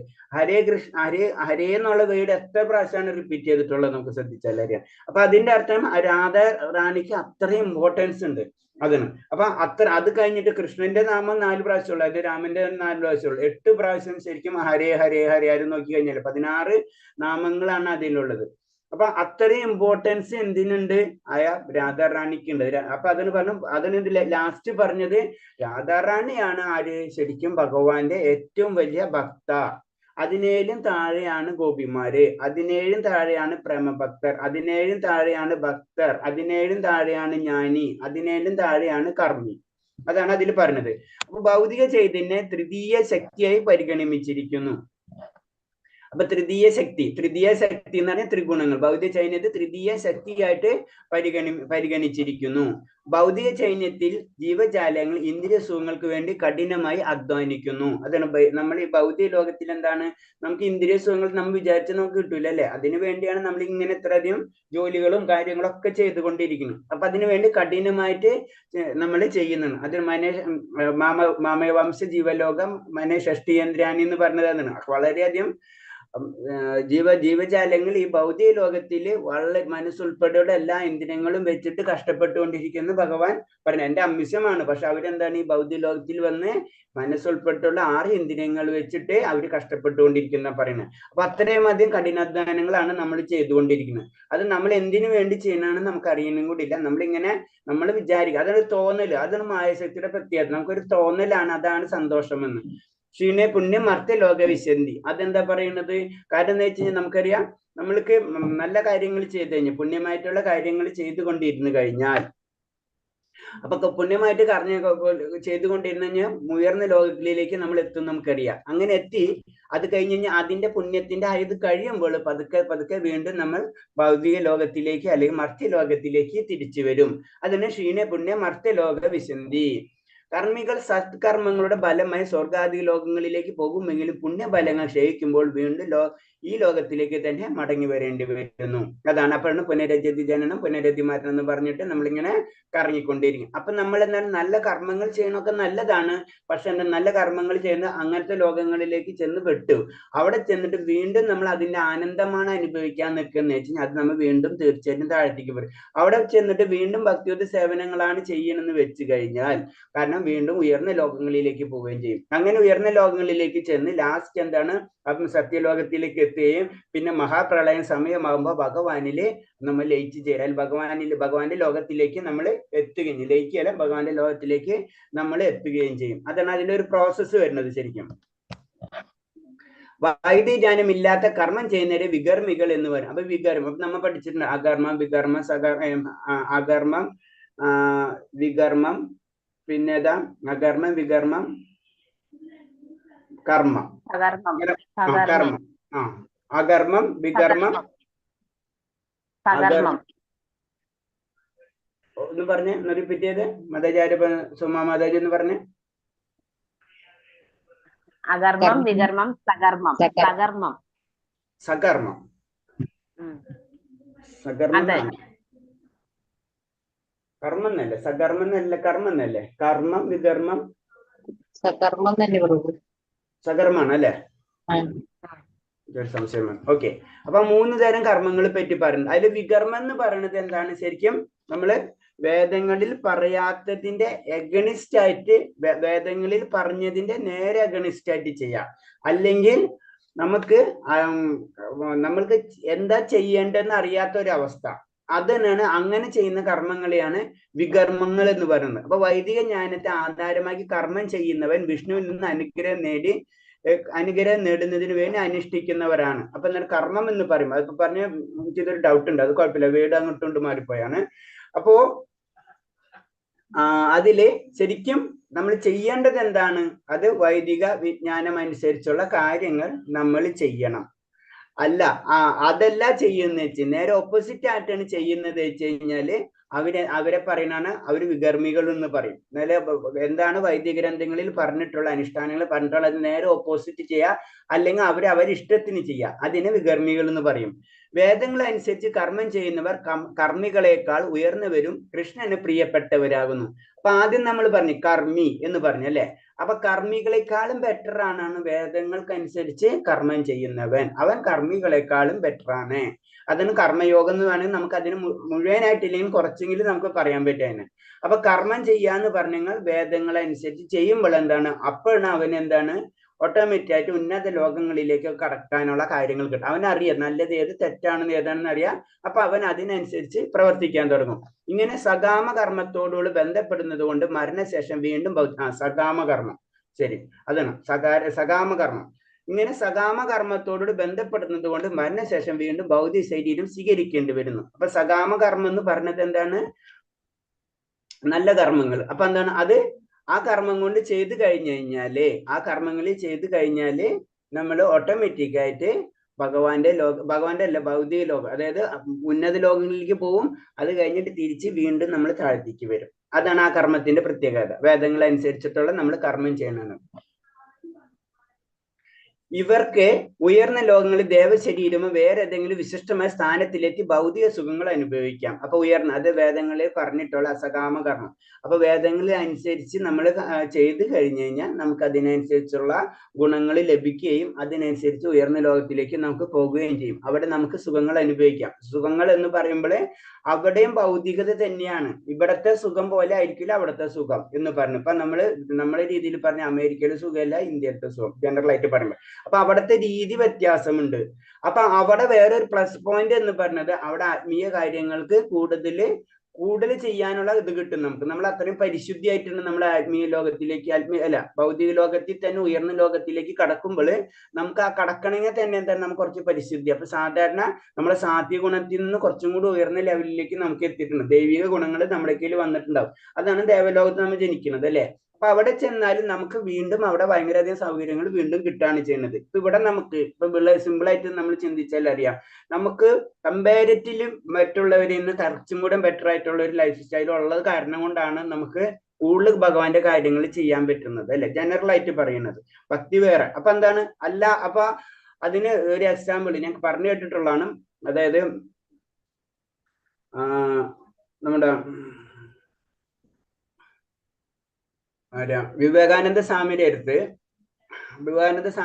ഇങ്ങനെ തത്വജ്ഞാനം പഠിക്കാൻ, പല കാര്യങ്ങൾ പഠിക്കാൻ പോകുമ്പോൾ ആദ്യം ബേസിക് ആയിട്ട് പറഞ്ഞ് നിങ്ങൾ ശരീരം നിലനിർത്താനുള്ള കാര്യം ആദ്യം ചെയ്യാനാണ് പറഞ്ഞത്. അത് കഴിഞ്ഞിട്ടാണ് അടുത്ത സ്റ്റെപ്പ് പറയുന്നത്. അപ്പൊ അതേപോലെ തന്നെയാണ് നമ്മൾ കാരണം എന്താ വെച്ചാൽ നമ്മൾ മൃഗത്തിൽ നിന്ന് മനുഷ്യനായിട്ട് വന്നിട്ടുള്ളൂ നമ്മൾ. അപ്പൊ നമുക്ക് പല കാര്യങ്ങൾ ബേസിക് നീഡ്സ്, ശരീരം നിലനിർത്താന്നുള്ള കാര്യം നമുക്ക് ഉണ്ട്. അതിന് പ്രഭാസ്വാമി പറയുന്നത് ശരീരം ഉണ്ടെങ്കിലോ നമുക്ക് എന്താണ് ഭഗവാനെ പ്രാർത്ഥിക്കാൻ കഴിയുള്ളൂ. അപ്പൊ ഭഗവാനെ പ്രാർത്ഥിക്കാൻ കഴിയുമ്പോൾ നമുക്ക് ശരീരം വേണ്ടി. ഈ ശരീരം ഭൗതിക ലോകത്തിൽ വന്നു കഴിഞ്ഞ് ഈ ശരീരം നിലനിർത്താൻ എന്നുള്ളത് നമ്മുടെ ബേസിക് ആയിട്ടുള്ള ഒരു ഡ്യൂട്ടി തന്നെയാണ്. ആ ശരീരം ഇപ്പൊ നമുക്കൊരു യാത്ര വേണം, കാർ ഉണ്ടെങ്കിലോ യാത്ര ചെയ്യാൻ പറ്റുള്ളൂ എന്ന് പറഞ്ഞാൽ ശരീരം ഉണ്ടെങ്കിൽ യാത്ര ചെയ്യാൻ പറ്റും. പിന്നെ ഒരു ലെവലിലേക്ക് എത്തിക്കഴിഞ്ഞു കഴിഞ്ഞാൽ നമുക്ക് ഇതൊക്കെ വിടാം. പക്ഷെ ആ ലെവലിലേക്ക് എത്തുന്നിടത്തോളം കാലം ഈ ശരീരവും, അതിന് ഫസ്റ്റ് ഭഗവാൻ പറഞ്ഞ് ഒരിക്കലും ഞാൻ ഒരാളോടും എന്ത് ചെയ്യാൻ സ്വന്തമായിട്ടുള്ള കർമ്മങ്ങൾ വേണ്ടാന്ന് വെക്കാൻ പറയുന്നില്ല. ക്ലിയർ കട്ട് ഭഗവാൻ പറഞ്ഞു. പക്ഷെ ലാസ്റ്റ് എത്തുമ്പോൾ ഭഗവാൻ പറഞ്ഞത് എല്ലാവരും വിടാനും പറഞ്ഞിട്ടുണ്ട്. അപ്പൊ ഇനീഷ്യൽ സ്റ്റേജിൽ നമ്മൾ ബേസിക് ആയിട്ട് റിക്വയർമെന്റ്സ് നമ്മൾ ഫുൾഫിൽ ചെയ്തിരിക്കണം. ശരീരം വേണം, ശക്തിയും വേണം, അതൊക്കെ നമുക്ക് വേണം. ഒരിക്കലും അത് പറയുന്നില്ല ശരീരം ഉപയോഗിച്ചിട്ട് തന്നെയാണ് നമ്മൾ ആത്മീയ പ്രവർത്തനങ്ങൾ ചെയ്യാൻ പറ്റുള്ളൂ. അപ്പൊ ശരി, അതിന് പറഞ്ഞില്ല ഒരു പ്രാവശ്യം ശിഷ്യ സൂസൈഡ് ചെയ്യാനുണ്ട്. അപ്പൊ പ്രഭാസ്വാമി പറയുന്നത് നമ്മ മണ്ടനാണെന്ന് പറയുന്നത്. കാരണം ഈ ശരീരം ഉപയോഗിച്ചിട്ട് അങ്ങനെ ഭൗതിക ലോകത്തിലേക്ക് നമ്മൾ വന്നു കഴിഞ്ഞു. അപ്പൊ പിന്നെ ഈ ഭൗതിക ശരീരം ഉപയോഗിച്ചിട്ടോ നമുക്ക് ആത്മീയ പ്രവർത്തനങ്ങൾ ചെയ്യാൻ പറ്റുള്ളൂ. നമുക്ക് ശരീരം ഇല്ലാണ്ട് ആത്മീയ പ്രവർത്തനങ്ങൾ ചെയ്യാൻ പറ്റില്ല. അതൊക്കെ ആ ലെവലിലേക്ക് വരണം. അപ്പൊ നമുക്ക് ഇനീഷ്യൽ സ്റ്റേജ് ആണ്. അപ്പൊ അവിടേക്ക് എത്തുമ്പോ അവിടെ ഇതേപോലെ തന്നെ സൗകര്യങ്ങൾ വളരെയധികം കൂടുതലായിരിക്കും. അപ്പൊ നമുക്ക് ചെയ്യാനുള്ള കാര്യങ്ങളും കൂടും. അതാണ് അതിന്റെ അവിടുത്തെ പ്രോബ്ലം. അവിടെ റെസ്പോൺസിബിലിറ്റിയും അതിനനുസരിച്ച് കൂടിക്കൊണ്ടിരിക്കും. അപ്പൊ നമ്മൾ ഇവിടെ പെട്ടെന്ന് കിട്ടണ പോലെ അവിടെ പെട്ടെന്ന് കിട്ടണമെന്നില്ല. അപ്പൊ അവര് നോക്കുമ്പോ ഭൗതിക ലോകത്തിലുള്ള, അതായത് കലിയുഗത്തിലുള്ള ജനങ്ങൾക്ക് പെട്ടെന്ന് ഞങ്ങൾക്ക് കിട്ടണില്ല എന്നുള്ള ചിന്താഗതി അവർക്ക് വരുന്നുണ്ട്. അതിന് അവർ പറയുന്നത് കലിയുഗത്തിൽ ഞങ്ങൾക്ക് ജനിച്ചാൽ മതി എന്ന് പറയുന്നുണ്ട്. പക്ഷെ കലിയുഗത്തിൽ ജനിച്ചു കഴിഞ്ഞാൽ എന്താ പ്രശ്നം, നമുക്ക് ഇവിടെ ചെയ്യാൻ തോന്നില്ല. അപ്പൊ അതാണ് നമുക്ക് തന്നെ അറിയാം, നമുക്ക് ഭൗതികകായിക കാര്യങ്ങൾ തന്നെ ചെയ്യാൻ മടിയാണ്, പിന്നെ ആത്മീയ കാര്യങ്ങൾ അത്രയും. അത് ഭാഗവതത്തിൽ തന്നെ ക്ലിയർ ആയിട്ട് പറഞ്ഞിട്ടുള്ള ശ്ലോകങ്ങളുണ്ട്. കാരണം എന്ന് വെച്ച് കഴിഞ്ഞാൽ ഈ കലിയുഗത്തിനെ പറ്റി വർണ്ണിക്കുന്ന ശ്ലോകങ്ങൾ തന്നെയുണ്ട്. അപ്പൊ അശുഭ കർമ്മങ്ങൾ ചെയ്യുന്നവർ അധപ്പതിച്ച് മൃഗമോ വൃക്ഷമോ ചെടിയായി ജനിക്കുന്നു. അതായത് വികർമ്മികൾ എന്ന് തന്നെ പറയാം. നമ്മൾ കുറച്ച് വികർമ്മികൾ അല്ലെങ്കിൽ തമോ ഗുണമുള്ളവർക്കുള്ള പ്രത്യേകത എന്ന് പറഞ്ഞാൽ അവർ അടുത്ത ജന്മത്തിൽ ക്ലിയർ ആണ്, ഒന്നിലും മൃഗമോ വൃക്ഷമോ ചെടിയോ ഏതെങ്കിലുമൊക്കെ ആയിട്ടാണ് അവര് ജനിക്കുക. ആണ് അശുഭകർമ്മം. അപ്പൊ അശുഭകർമ്മങ്ങളിലേക്ക് നമ്മൾ ഒട്ടും പോവരുത്. വികർമ്മികൾ ലൈംഗിക കർമ്മങ്ങൾ ചെയ്യുന്നത് കൊണ്ട് അവർക്ക് ലഭിക്കാൻ പോകുന്ന ക്ലേശപൂർണമായ ഭൗതിക ശരീരമായിരിക്കും. അതാണ് വികർമ്മികൾ. വികർമ്മികൾ എന്ന് പറഞ്ഞാൽ ശാസ്ത്രത്തിനെതിരായിട്ട് ചെയ്യുന്നവർ അല്ലെങ്കിൽ ശാസ്ത്രജ്ഞാനം ഇല്ലാത്തവരെയാണ് വികർമ്മികൾ എന്ന് പറയുന്നത്. അപ്പൊ അവർക്ക് എന്താണ്, അവർക്ക് എന്താ ചെയ്യേണ്ടതെന്ന് അറിയില്ല. അപ്പൊ അവർ ഓട്ടോമാറ്റിക്കായിട്ട് അടുത്ത ജന്മത്തിലും ഈ ഭൗതിക ശരീരം ലഭിച്ചുകൊണ്ടിരിക്കും. കർമ്മികൾ ധനസമ്പാദനത്തിനും ഭൗതിക സൗകര്യത്തിനും ഭൗതിക ശരീരം അനുഭവിക്കുന്നതിനും ശ്രദ്ധ കൊടുക്കുന്നത് കാരണം അവർ താഴ്ന്ന തരം യോനികളിൽ പിറക്കാൻ ഇടയാകും, എന്നിട്ട് അജ്ഞാനികളായി ജനിക്കുന്നു. അപ്പൊ എന്താണ് കർമ്മികൾ? സാധാരണ നമ്മൾ ജനറൽ ആയിട്ട് നമ്മളെല്ലാവരും കർമ്മികളെ കാറ്റഗറികളാണ് വരുന്നത്. അപ്പൊ എന്താണ്, അവർ ധനസമാധാനത്തിനും ഭൗതിക സൗകര്യത്തിനും അനുഭവിക്കുന്നതിലും ശ്രദ്ധ കൊടുക്കും. നമ്മൾക്ക് ഒരേ ഒരു ലക്ഷ്യമുള്ളൂ. ജനറൽ ആയിട്ട് എല്ലാവരും എന്താണ്, ധനം സമ്പാദിക്കുക, ഭൗതിക സൗകര്യങ്ങൾ ആസ്വദിക്കുക, അല്ലെങ്കിൽ ഭൗതിക സൗകര്യങ്ങൾ കൂട്ടുക. ഇത് രണ്ട് കാര്യമാണ് നമ്മളെ ജനറൽ ആയിട്ടുള്ളത്. അങ്ങനെ വരുമ്പോഴെന്നാൽ നമ്മൾ താഴത്തേക്കേ പോയിക്കൊണ്ടിരിക്കും. അത് ഞാൻ പറഞ്ഞ നമ്മളെ അത്രയധികം കർമ്മങ്ങളാണ് നമ്മളെ ബന്ധപ്പെട്ടുകൊണ്ടിരിക്കും. അത് ഞാൻ പലപ്പോഴും പറഞ്ഞു, ആചാര്യന്മാർ എന്തുകൊണ്ട് വലിയ ലളിതമായിട്ടുള്ള ജീവിതം സ്വീകരിക്കുന്നു. വലിയ വലിയ ആചാര്യന്മാരൊക്കെ നോക്കിക്കഴിഞ്ഞാൽ അറിയാം, അല്ലെങ്കിൽ നമ്മളിപ്പോ ഋഷിമാർ ഇതൊക്കെ കാണുമ്പോൾ എന്താണ് വളരെ കാരണം അതിന്റെ ബേസിക് കൺസെപ്റ്റ് എന്ന് പറഞ്ഞത് ഇത്രയുള്ളൂ. എത്രയുമായിട്ടുള്ള ഭൗതിക ബന്ധനങ്ങൾ കുറയ്ക്കുക, അത്രേ ഉള്ളൂ അതിന്റെ കാര്യം. എത്രയെ കുറയ്ക്കുന്നുവോ അത്രയും നമുക്ക് നല്ലതായിരിക്കും. അതാണ് അല്ലാതെ അതാണ് സാത്വികഗുണത്തിന് പ്രത്യേകം. നമ്മൾ ലളിതം നമുക്ക് കാര്യം മനസ്സിലായി. അപ്പൊ എന്താണ്, ലളിതമായിട്ടുള്ള ജീവിതത്തിലേക്ക് നമ്മൾ പോവാം. ഞാൻ പറഞ്ഞു, നമ്മള് കർമ്മം ബന്ധനം നമ്മൾ പറയില്ല. നമ്മള് ജനറൽ ആയിട്ട് പറയുമ്പോൾ നമ്മൾ പറയും മത്സ്യമാംസം ഒന്നും ഉപയോഗിക്കരുത് പറയുന്നുണ്ട് അല്ലെ. അപ്പൊ മത്സ്യമാംസം ഉപയോഗിച്ചില്ലെങ്കിൽ നമ്മൾ അറിയാണ്ട് എത്ര ജീവജാലങ്ങൾ നമ്മൾ മരിക്കുന്നുണ്ട്. നമ്മുടെ ചുറ്റുപാടുള്ള ഒരു വസ്തു ലാപ്ടോപ്പ് ഉണ്ടാക്കണമെങ്കിൽ തന്നെ അതിന്റെ പിറകിൽ ഒരു കർമ്മബന്ധനം, നമ്മളെ കർമ്മബന്ധനം നമ്മൾ കണക്ട് ചെയ്ത് നോക്കിയേ. അപ്പൊ എന്തെല്ലാം കാര്യങ്ങളാണ് കർമ്മങ്ങളായിട്ട് നമുക്ക് ബന്ധപ്പെട്ടുണ്ട്. അപ്പൊ അങ്ങനെ കർമ്മബന്ധനത്തിൽ നിന്ന് നമുക്ക് വിടാൻ പറ്റൂല സത്യം പറഞ്ഞു കഴിഞ്ഞാൽ. അതിന് ആദ്യം തന്നെ അർജുനും പറയുന്നുണ്ട്, ഞാനൊന്നും ചെയ്യണില്ല, ഞാൻ പോയി തപസ് ചെയ്യണം. അപ്പൊ ഭഗവാൻ പറഞ്ഞു, അങ്ങനെ കർമ്മബന്ധനത്തിൽ നിന്ന് ആർക്കും ഒഴിഞ്ഞു നിൽക്കാൻ പറ്റില്ല. കാരണം അത്രയും കോംപ്ലക്സ് ആണ്. നമ്മൾ ഇവിടെ കടലിൽ വീണ് കടലിൽ വീണ് കഴിഞ്ഞാൽ വെള്ളം നനയാൻ പാടില്ലാത്ത അവസ്ഥയാണ് നമ്മുടെ. കടലിൽ വീണ് കഴിഞ്ഞ് വെള്ളം നനഞ്ഞിരിക്കും. ഇവിടെ വന്ന കർമ്മം ചെയ്തേ പറ്റുള്ളൂ. ആ കർമ്മബലങ്ങളും നമ്മൾ എന്താ ചെയ്യുക, അനുഭവിച്ചുകൊണ്ടിരുന്നേ പറ്റുള്ളൂ. അത് കുറവും കാര്യങ്ങളും ഉണ്ടെന്ന് മാത്രമേ ഉള്ളൂ. ചെളി വീണാൽ ചിലർക്ക് കൈ പറ്റുന്ന കാലുമ പറ്റിയിട്ടുണ്ടാവും മാത്രമേ ഉള്ളൂ. ചെളി എന്തായാലും പറ്റിയിട്ടുണ്ടാവും. പക്ഷെ എന്താണ്, കടലിൽ വീണ് കഴിഞ്ഞു കഴിഞ്ഞാൽ കടലിൽ നിന്ന് രക്ഷിക്കാൻ ഭഗവാനോ അല്ലെങ്കിൽ ഒരു വിശ്വസ്തനായ ഒരു ഗുരുവിനെ പറ്റുള്ളൂ. അല്ലാണ്ട് നമുക്ക് വലിയ കടലിൽ നിന്ന് ഒറ്റയ്ക്ക് നീന്തി നമുക്ക് കടക്കാനും കഴിയില്ല. അപ്പൊ ആ ഗുരുവിൽ കൂടിയാണ് നമ്മൾ അത് നേടുന്നത് തന്നെ. അപ്പൊ സാധാരണ രീതിയിൽ ഇതിന് പറയുന്നത്, നമ്മൾ അങ്ങനെ ചിന്തിച്ച് പോയിക്കൊണ്ടു കഴിഞ്ഞാല് നമ്മൾ ഇങ്ങനെ ഈ ഭൗതിക ലോകത്തിൽ തന്നെ ഒരു ജന്മം കഴിഞ്ഞ് അടുത്ത ജന്മത്തിലേക്ക് നമ്മളിങ്ങനെ കറങ്ങിക്കൊണ്ടിരിക്കും. അടുത്ത ജന്മത്തിൽ തങ്ങൾക്ക് അധപ്പതനം ഉണ്ടാകുമെന്നും എല്ലാ പ്രവർത്തനം തോൽവിയിൽ കലാശിക്കുമെന്നും ലൗകികന്മാർ മനസ്സിലാക്കുന്നില്ല. അപ്പൊ നമുക്കും ഈ ജന്മങ്ങളെ അടുത്ത ജന്മത്തിലും ഇത് തന്നെ ആയിരിക്കും.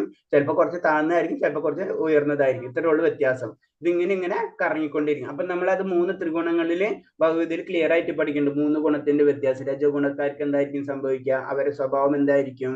അപ്പൊ അങ്ങനെ താമസിക്കവരെ, അതുപോലെ തന്നെ സാത്വിക ഗുണവരെ, അവരൊക്കെ നമ്മൾ പറയുന്നുണ്ട്. അത് തന്നെയാണ് ഇതിലും പറയുന്നത്.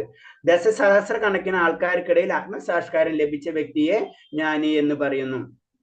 കാരണം എന്ന് വെച്ച് കഴിഞ്ഞാൽ അത്ര ജ്ഞാനം ലഭിക്കാൻ ആഗ്രഹിക്കുന്നവർ തന്നെ ബഹുനാം ജന്മനാമന്തെ ജ്ഞാനവാൻമാൻ പ്രബദ്ധത എന്നാണല്ലോ പറഞ്ഞു. വാസുദേവൻ സർവമത സമഹാത്മ സുദുർലഭം. അത്രയും ബുദ്ധിമുട്ടാണ് ഒരു വ്യക്തിക്ക് ഭഗവാൻ അറിയാൻ തന്നെ ആഗ്രഹമുള്ളവർ. അപ്പൊ നമ്മൾ ഒരു തരത്തിൽ നമ്മൾ ഇത്രയെങ്കിലും നമുക്ക് വിചാരിക്കാം, നമുക്ക് ഇത്രയും മനസ്സിൽ സന്തോഷിക്കുക. കാരണം അറ്റ്ലീസ്റ്റ് നമുക്ക് ഭഗവാൻ അറിയാനെങ്കിലും നമുക്ക് ആഗ്രഹമുണ്ട്. അങ്ങനെ അറിയാൻ ആഗ്രഹമുള്ളവർ തന്നെ വളരെ അപൂർവം ഉണ്ടാവുള്ളൂ. അപ്പൊ അത് നമ്മ ക്ലാസ്സുകൾ ഞാൻ പറഞ്ഞു, ജനറൽ ആയിട്ട് നോക്കി കഴിഞ്ഞാൽ അറിയാം, അതിങ്ങനെ കുറഞ്ഞേ വരുള്ളൂ. അത് ഉറപ്പാ. അപ്പൊ 3rd ലെവൽ 4th ലെവലൊക്കെ ആകുമ്പോഴേക്കും വീണ്ടും അത് ജനറൽ ആയിട്ടാണ്. അത് ഭഗവാൻ തന്നെ പറഞ്ഞിട്ടുള്ളതാണ്. പിന്നെ നമ്മൾ അതിന് വേറെ വ്യക്തികളല്ല. അപ്പൊ അത് കഴിഞ്ഞിട്ട് അത് ഭഗവാൻ അറിഞ്ഞ് പിന്നെ ഭഗവാനിൽ സാക്ഷാത്കാരം ലഭിക്കുന്നവർ തന്നെ അതില് 10,000-ൽ അത്രയും കുറവാണെന്ന് പറഞ്ഞു. അപ്പൊ ആത്മസ്ഥാനം ലഭിച്ച വ്യക്തിയെ ജ്ഞാനി എന്ന് പറയുന്നു. ലൗകിക സുഖഭോഗങ്ങൾക്കിടയായ പ്രവർത്തനങ്ങളിൽ നിന്ന് ഒഴിഞ്ഞു നിൽക്കുന്നത് കൊണ്ട് ജ്ഞാനി കർമ്മയോഗിയേക്കാൾ ഉത്കൃഷ്ടനായി എന്ന് പരിഗണിക്കപ്പെടുന്നു. അപ്പൊ ജ്ഞാനിയും ആദ്യത്തെ ലെവല് കർമ്മം ചെയ്യുന്നവനും ജ്ഞാനിയും തമ്മിലുള്ള വ്യത്യാസം. അപ്പൊ എന്താണ് ജ്ഞാനി എന്ന് പറയുമ്പോൾ എന്താണ്, അവനറിയാം ഏതാണ് ശരി ഏതാണ് തെറ്റ്. അപ്പൊ എന്ത് ചെയ്യും, ഓട്ടോമാറ്റിക് ആയിട്ട് സുഖഭോഗങ്ങളായിട്ടുള്ള കർമ്മങ്ങൾ, നമ്മൾ ഭൗതികലാകുന്ന സുഖത്തിന് വേണ്ടി മാത്രം നടത്തുന്ന കർമ്മങ്ങൾ എന്താണെന്ന് അവനറിയാം, അതിൽ നിന്ന് ഒഴിഞ്ഞു നിൽക്കാൻ ശ്രമിക്കും. അപ്പൊ അവനെയാണ് ഉത്കൃഷ്ടമായ ജ്ഞാനി എന്ന് പറഞ്ഞത്. ജ്ഞാനി പ്രേമയുദ്ധ ഭക്തസേവനത്തിൽ ഉയരാതിരുന്നാൽ അയാൾക്ക് അവിദ്യയിൽ കുടുങ്ങി തന്നെയാണുള്ളത്. ആ വ്യക്തി എന്നിട്ട് ഒന്നും ചെയ്യാതിരുന്നു കഴിഞ്ഞു കഴിഞ്ഞാൽ കാര്യം മനസ്സിലായി. അപ്പൊ അങ്ങനെ ഭക്തിയുദ്ധ അതായത് ഭക്തിയുദ്ധ സേവനത്തിൽ ചെയ്യാതിരുന്നു കഴിഞ്ഞാൽ വീണ്ടും അവിദ്യയെ തന്നെ. കാരണം ജ്ഞാനം കിട്ടിയാലും അത് പ്രവർത്തിക്കാണ്ടിരുന്നു കഴിഞ്ഞിട്ട് കാര്യമില്ല അല്ലെ. അപ്പൊ അതാണ് അടുത്ത ലെവലിൽ. ആ ലെവലല്ല, ജ്ഞാനിക്ക് ഉണ്ടാവുന്ന പ്രോബ്ലം അതാണ്. ചില സമയത്ത് അവര് അവിടെ തന്നെ കുടുങ്ങി അവിടെ നിൽക്കും, മുകളിലേക്ക് പോവില്ല. അപ്പൊ വീണ്ടും അവർ ആ ജ്ഞാനം കിട്ടിയോണ്ട് അവർക്ക് കാര്യമില്ലാത്ത ഒരു അവസ്ഥയിലേക്കാണ് അവർ പോകുന്നത്. ജ്ഞാനി ഭഗവാന്റെ പാദങ്ങളിൽ ശരണം നേടുന്നതിൽ ഉപേക്ഷ കാണിച്ചാൽ അയാളുടെ ജ്ഞാനം വിശുദ്ധമല്ല എന്ന് പറയാം. അപ്പൊ ജ്ഞാനം വിശുദ്ധമല്ല എന്ന് പറയുന്നത് എന്താണ്, ഭഗവാന്റെ പാദങ്ങളിൽ ശരണം നമ്മൾ നേടണം. ഇതിനെല്ലാതും ചെയ്യണത് ഇതിനു വേണ്ടിയാണ്. നമ്മൾ ഇത്രയും കാര്യങ്ങൾ ചെയ്ത് പരീക്ഷയ്ക്ക് വേണ്ടിയാണ് നമ്മളെല്ലാതും പഠിക്കുന്നത്, ജനറൽ ആയിട്ട് പറയണത്. എന്നിട്ട് ചെന്ന് പരീക്ഷ ചെയ്തിട്ടില്ലെങ്കിലോ വല്ല കാര്യമില്ല എന്ന് പറഞ്ഞ പോലെയാണ്. ഭഗവാന്റെ പാദങ്ങളിൽ ശരണം നേടുന്ന ഉപേക്ഷ കാണിച്ചാൽ അയാളുടെ ജ്ഞാനം വിശുദ്ധമല്ല. ജ്ഞാനി ഭക്തിയുദ്ധ സേവനത്തിൽ ഏർപ്പെട്ടാൽ അയാൾ ജ്ഞാനിയേക്കാൾ ഉത്കൃഷ്ടമുള്ളവനാകുന്നു. അപ്പൊ ഭക്തിയുദ്ധ സേവനത്തിൽ ഏർപ്പെട്ട് കഴിഞ്ഞാല് എന്താണ്, ജ്ഞാനി ഭക്തി സേവനത്തിൽ ഏർപ്പെട്ട് ജ്ഞാനിയേക്കാൾ ഉത്കൃഷ്ടം. അപ്പൊ അവൻ എന്താണ് അടുത്ത ലെവലിലേക്ക് എത്തി. അതാണ് പറഞ്ഞത്, കർമ്മത്തിൽ നിന്ന് ജ്ഞാനത്തിൽ നിന്ന് ഭക്തിയിലേക്ക് അവനെത്തി. പിന്നെ നാരദൻ, സനകൻ, സനാതനൻ തുടങ്ങിയ മഹാഭക്തരുടെ മാർഗം പിന്തുടർന്ന് ഭക്തമ്മനെ ഭഗവാൻ എല്ലാവരെക്കാളും ഉയർന്നതായി കരുതുന്നു. അതെന്നാൽ നമ്മള് ഭക്തിയിലേക്ക് വരുമ്പോൾ ഏതെങ്കിലും മഹാത്മാക്കളുടെ കാലടിപ്പാടുകൾ പിന്തുടരണം എന്ന് പറയുന്നത്. അപ്പൊ എന്താണ്, പ്രേമഭക്തിയിലേക്ക് ഉയരുന്ന സമയത്ത് നമ്മൾ എന്ത് ചെയ്യുക, വലിയ വലിയ ആചാര്യന്മാരെ കാലടിപ്പാടുകൾ പിന്തുടരണം. അവര് അതിനേക്കാൾ ഉയർന്ന ലെവലിലേക്ക് എത്തിക്കൊണ്ടിരിക്കും. ആ ഒരു പ്രോസസ്സാണ്. പതുക്കെ പതുക്കെ പതുക്കെ നമ്മൾ ഉയരാണ് ചെയ്യുന്നത്. കൃഷ്ണനെ പ്രീതിപ്പെടുത്തുന്നതിൽ കഴിവിന് മറ്റൊന്നും അറിയാത്ത ഗോപികമാർ എല്ലാ ഭക്തന്മാരിൽ വെച്ച് സർവോത്മത അംഗീകരിക്കപ്പെടുന്നു. അപ്പൊ ഏറ്റവും ഇമ്പോർട്ടൻസ് ആരാണ്, ഗോപികുമാരെ ക്വാളിറ്റി എന്താണ്, അവർക്ക് വേറെ ഒരു ചിന്തയില്ല, ഭഗവാനെ സന്തോഷിപ്പിക്കുക, അത് മാത്രം. അവരുടെ ശരീരമോ അവരുടെ മനസ്സോ അവരുടെ ആത്മാവോ അതിനെ പറ്റി അവർക്ക് ചിന്തയില്ലേ. ഏത് സമയം ഭഗവാനെ പറ്റി ചിന്തിച്ചുകൊണ്ടിരിക്കുകയും ഭഗവാന്റെ സന്തോഷത്തിന് വേണ്ടി പ്രവർത്തിക്കുകയും ചെയ്യുന്നവരാണ് ഗോപികന്മാർ. അതാണ് ഗോപികന്മാരെ ഭക്തന്മാരിൽ ഏറ്റവും ഉയർന്ന ശ്രേണിയിൽ വെച്ചിട്ടുള്ളത്. കൃഷ്ണനെ പറ്റിയുള്ള നിരന്തര സ്മരണത്തിന് കൃഷ്ണനുമായുള്ള നിരന്തര സമ്പർക്കത്തിനും തമ്മിൽ സത്യാവസ്ഥയിൽ ഒരു അന്തരവുമില്ല. അപ്പൊ എന്താണ്, കൃഷ്ണനെ പറ്റിയുള്ള നിരന്തര സ്മരണത്തിനും കൃഷ്ണനുമായുള്ള നിരന്തര സമ്പർക്കത്തിനും തമ്മിൽ യാതൊരു സത്യാവസ്ഥയിൽ ഒരു അന്തരവുമില്ല. അപ്പൊ ഭഗവാനെ പറ്റി എപ്പോഴും ചിന്തിച്ചുകൊണ്ടിരിക്കുന്നതും ഭഗവാനായിട്ട് ടച്ച് ചെയ്ത് നടക്കുന്നതും തമ്മിൽ ഒരു വ്യത്യാസമില്ല. നമ്മൾ അതിലാണ് ജീവിക്കുന്നത്, സ്വപ്ന ലോകത്തിൽ ജീവിക്കുന്ന പറയില്ലേ സാധാരണ രീതിയിൽ. അത് തന്നെ ആ സ്വപ്ന ലോകത്തിൽ, അതായത് ഭഗവാനെ പറ്റി നിരന്തരം സ്മരണം വരുമ്പോൾ ഓട്ടോമാറ്റിക് ആയിട്ട് ഭഗവാനായിട്ട് സമ്പർക്കം ഉള്ളതുപോലെ തന്നെയാണ്. മീരബായിയുടെ കഥ അറിയാം നമുക്ക് അല്ലെ. അപ്പൊ ഒരു ആദ്യം തന്നെ അത് ലെവലിൽ ജീവിക്കുമ്പോൾ അത് നമുക്ക് സമ്പർക്കം പോലെ തന്നെ അത് ഫീല് ചെയ്യും.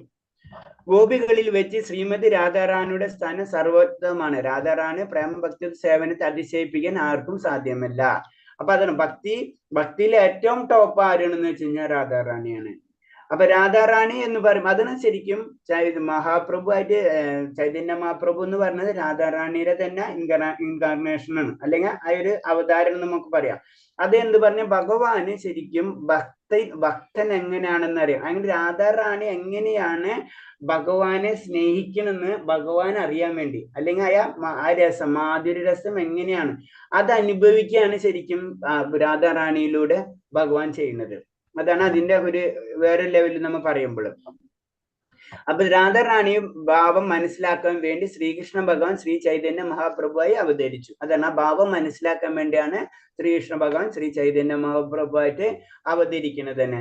ഭഗവാൻ രാധാറാണി എപ്രകാരം പ്രിയപ്പെട്ടതാണ് അപ്രകാരം തന്നെ പ്രിയപ്പെട്ടതാണ് അവളുടെ സ്ഥാനമായ രാധാകുണ്ടും. അപ്പൊ അത്രയും ഇമ്പോർട്ടന്റ്. അപ്പൊ ഭഗവാന് രാധാറാണി എങ്ങനെയാണോ അതേപോലെ തന്നെയാണ് രാധാകുണ്ടും. അപ്പൊ അത്രയും ഇമ്പോർട്ടൻസ് ആണ് രാധാകുണ്ടിനുള്ളത്.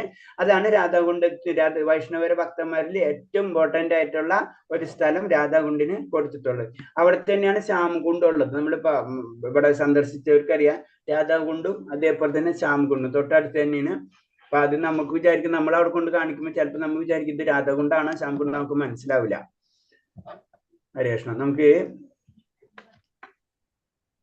ഇന്നിപ്പോ ഇത്തിരി ലേറ്റ് ആയതുകൊണ്ട് നമുക്കിത് ഈ അടുത്തത് ചെറിയൊരു അധ്യയനം ശരി. ഇന്നെന്തായാലും ഇത് നമുക്ക് ചെയ്യാം. നാളത്തെ 11 നാളത്തെ. അപ്പൊ ഇന്ന് നമുക്ക് ഇനി ചോദ്യങ്ങൾ നോക്കാം. ശ്ലോകം 10 പറയുന്നതിന്റെ ഉപദേശം എന്താണ്? ഏതാ?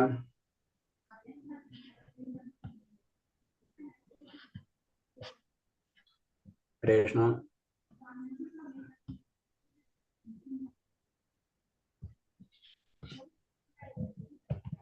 പറയൂ ഹരേഷ്ണ. ആരും ഹരേ കൃഷ്ണ.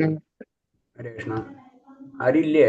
ആരും ഫലമുളവാക്കുന്ന കർമ്മങ്ങൾ ചെയ്യുന്നവരെക്കാൾ ജ്ഞാനത്തിൽ മുന്നേറിയവർ കൃഷ്ണന് പ്രിയപ്പെട്ടവരായി ശാസ്ത്രത്തിൽ വ്യക്തമാക്കപ്പെട്ടിട്ടുണ്ട്. ജ്ഞാനം കൊണ്ട് മുക്തി നേടി ഭക്തി സാധനങ്ങളിൽ ഏർപ്പെട്ടവർ അവരെക്കാൾ മികച്ചവരാണ്. ഭഗവാനിൽ വിശുദ്ധമായ പ്രേമം ലഭിച്ചിട്ടുള്ളവർ അവരെക്കാൾ ഉയർന്നവരാണ്. എപ്പോഴും ആശ്രയിച്ചു കഴിയുന്ന ഗോപികമാർ അവരെക്കാളും ഉയർന്നവരാണ്. ശ്രീമതി രാധാറാണി ഭഗവാന് ഏറ്റവും പ്രിയപ്പെട്ടവരാണ്. ഹരേഷ്ണ. അപ്പൊ അത് പറയുമ്പോ ആദ്യം കർമ്മി, ജ്ഞാനി, ഭക്തൻ, പ്രേമഭക്തൻ, ഗോപികമാർ, രാധാറാണി. ആ ശ്രേണി അങ്ങനെയാണ് വരുന്നത്. ഓക്കെ. എങ്ങനെയുള്ളവരാണ് ഭഗവാൻ കൂടുതൽ ഇഷ്ടപ്പെടുന്നത്? ജീവിതത്തിന്റെ ഉന്നത മൂല്യങ്ങളെ കുറിച്ചുള്ള ജ്ഞാനം നേടിയവരാണ് പരമപുരുഷോത്തമനായ ഹരി കൂടുതൽ ഇഷ്ടപ്പെടുന്നത്.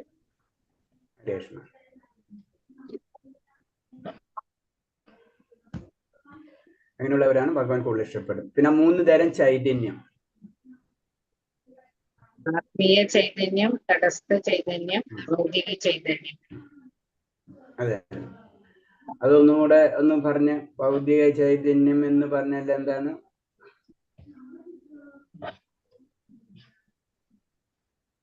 എക്സ്പ്ലെയിൻ ചെയ്തത്. ജീവജാലങ്ങൾ ചിലപ്പോൾ നായ്ക്കളെ പോലെയും പന്നികളെ പോലെയും ഇന്ദ്രിയ സുഖങ്ങൾക്ക് വേണ്ടി കഠിനമായി അധ്വാനിക്കും. ഭൗതിക ചൈതന്യത്തിൽ ജീവജാലങ്ങൾ ഇന്ദ്രിയ സുഖങ്ങൾക്ക് വേണ്ടി കഠിനമായി അധ്വാനിക്കുന്നു. ഭൗതിക ചൈതന്യം. പിന്നെ അടുത്ത് ആത്മീയ ചൈതന്യം.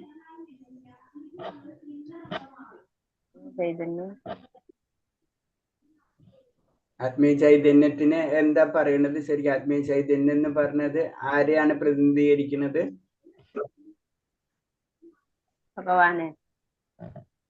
ഭഗവാനല്ലല്ലോ.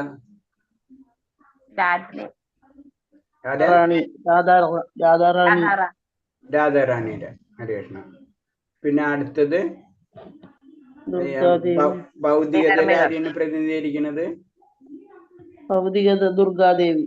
ദുർഗാദേവി. ഓക്കെ. തടസ്സ ശക്തി ആരെയാണ് പ്രതിനിധീകരിക്കുന്നത്? ജീവാത്മാവ്. ജീവാത്മാവ്. ഓക്കെ. ഹരേ കൃഷ്ണ. പിന്നെ വികർമ്മികൾ ആരാണ്?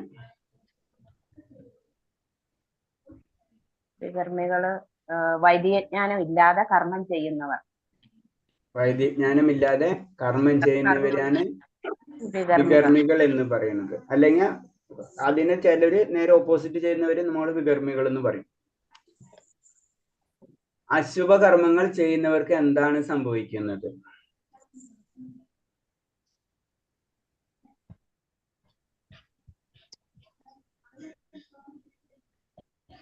മൃഗമോ പക്ഷിയോ മൃഗമോ വൃക്ഷമോ ചെടിയോ ആയി ജനിക്കുന്നു.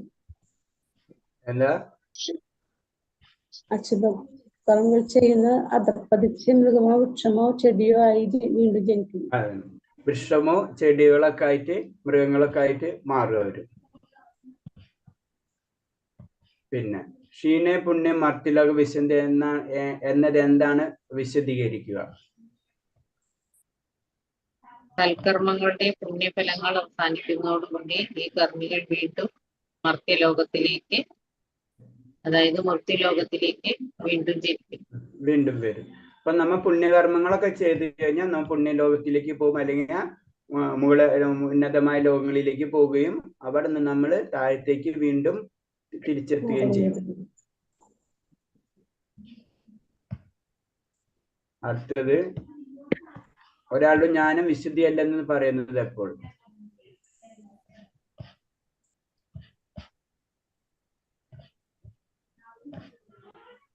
ഭഗവാന്റെ പാദങ്ങളിൽ ശരണം നേടുന്നതിൽ ഉപേക്ഷ കാണിക്കുന്നയാൾ അയാളുടെ ജ്ഞാനം വിശുദ്ധമല്ല. ഭഗവാന്റെ പാദങ്ങളിൽ ശരണം നേടുന്നതിൽ ഉപേക്ഷ കാണിക്കുന്നയാൾ അയാളുടെ ജ്ഞാനം വിശുദ്ധമല്ല. അപ്പൊ ജ്ഞാനിയാണെങ്കിലും എന്താണ്, ഭഗവാനെ ഉപേക്ഷിക്കുകയാണെന്ന് വെച്ച് കഴിഞ്ഞാൽ അയാളുടെ ജ്ഞാനം വിശുദ്ധമല്ല. ജ്ഞാനി ഭഗവാന്റെ പാദങ്ങളിൽ ശരണം നേടുന്നതിന് ഉപേക്ഷ കാണിച്ച അയാളുടെ ജ്ഞാനം വിശുദ്ധമല്ലെന്ന് പറയാം.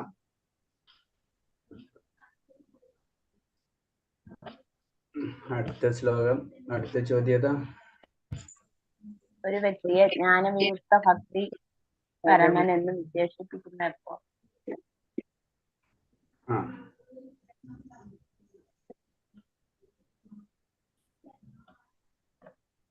അതെന്താ?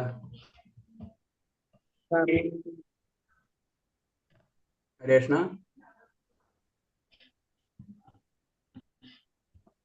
ഒരു ജ്ഞാനി ഭക്തി സേവനത്തിൽ ഏർപ്പെട്ടാൽ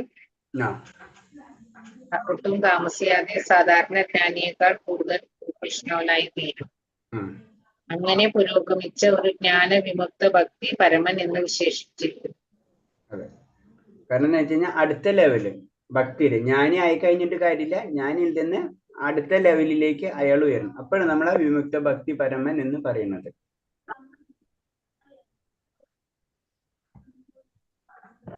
ഓക്കെ, ഒരു ജ്ഞാനി ഭക്തിയുത സേവനത്തിൽ എങ്ങനെ ഏർപ്പെടാമെന്ന് ഭഗവത് ശ്ലോകത്തിൽ കൂടെ വ്യക്തമാക്കുക. അനവധി ജന്മങ്ങൾക്ക് ശേഷം എല്ലാ കാരണങ്ങൾക്കും കാരണമായും എല്ലാമായും ചെയ്യുന്ന ഞാനാണ് എന്ന് ശരിയായി അറിവ് നേടിയവൻ എന്നെ സർവാത്മാ ശരണം പ്രാപിക്കുന്നു.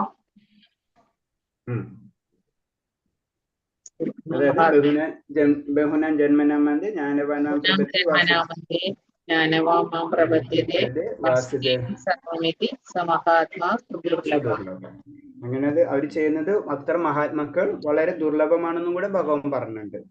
കാരണം ആ ജന്മാന്തരങ്ങൾ കഴിഞ്ഞിട്ട് വേണം ശരിക്കും ജ്ഞാനം തന്നെ ലഭിക്കണം. നമ്മൾ ജ്ഞാനം കിട്ടിയതിന് ശേഷവും ഭഗവാന് ശരണം പ്രാപിക്കുന്നവർ തന്നെ വളരെയധികം ദുർലഭമാണ്. പക്ഷെ ശരണം പ്രാപിക്കുന്നവർ എന്നെ പ്രാപിക്കും എന്നാണ് പറയുന്നത്.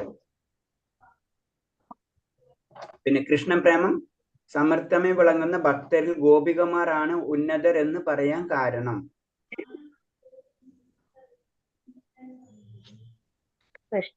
കൃഷ്ണനെ പ്രീതിപ്പെടുത്തുക എന്നതിൽ കവിഞ്ഞ് മറ്റൊന്നും അറിയാത്ത ഗോപികമാർ ഭക്തന്മാരിൽ വെച്ച് ഉന്നതരാണ്.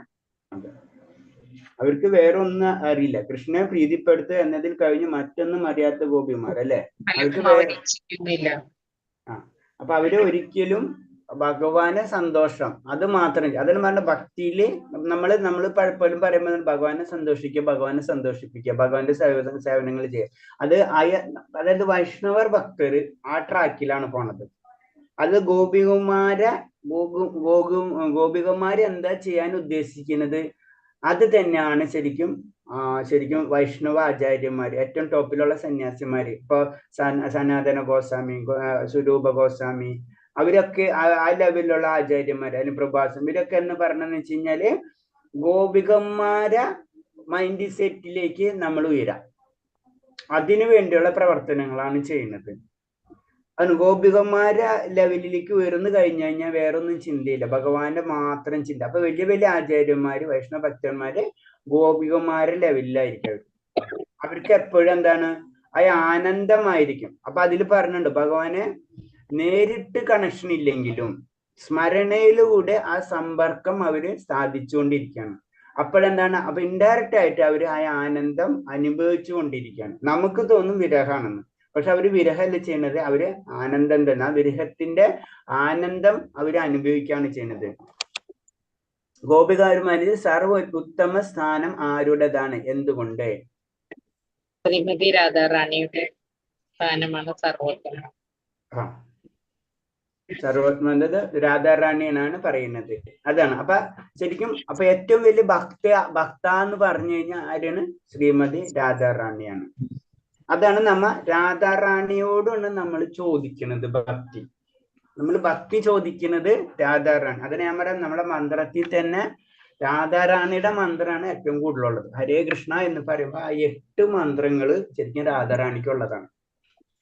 അപ്പൊ അത്രയും ഇമ്പോർട്ടൻസ് രാധ. അത് ഞാൻ പറഞ്ഞു, നമുക്ക് ഇവിടെ പോയി വൃന്ദാവനത്തിൽ പോയി കഴിഞ്ഞാൽ അറിയാന്ന് പറഞ്ഞത്, പലരും അവിടെ ഉള്ളവര് എല്ലാവരും രാധേ രാധേ,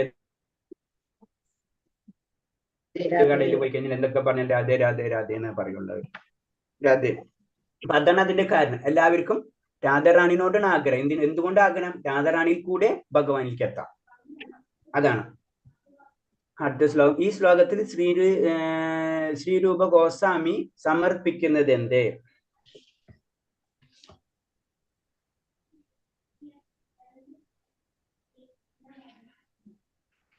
ശ്രീമതി രാധാറാണി കൃഷ്ണഭക്തിയിൽ വെച്ച് ഏറ്റവും മികച്ചവളാണ് എന്നും ശ്രീ രാധാകുണ്ഡം ഏറ്റവും മികച്ച സ്ഥാനമാണ് എന്നും ശ്രീ രൂപഗോസ്വാമി സമർപ്പിക്കും.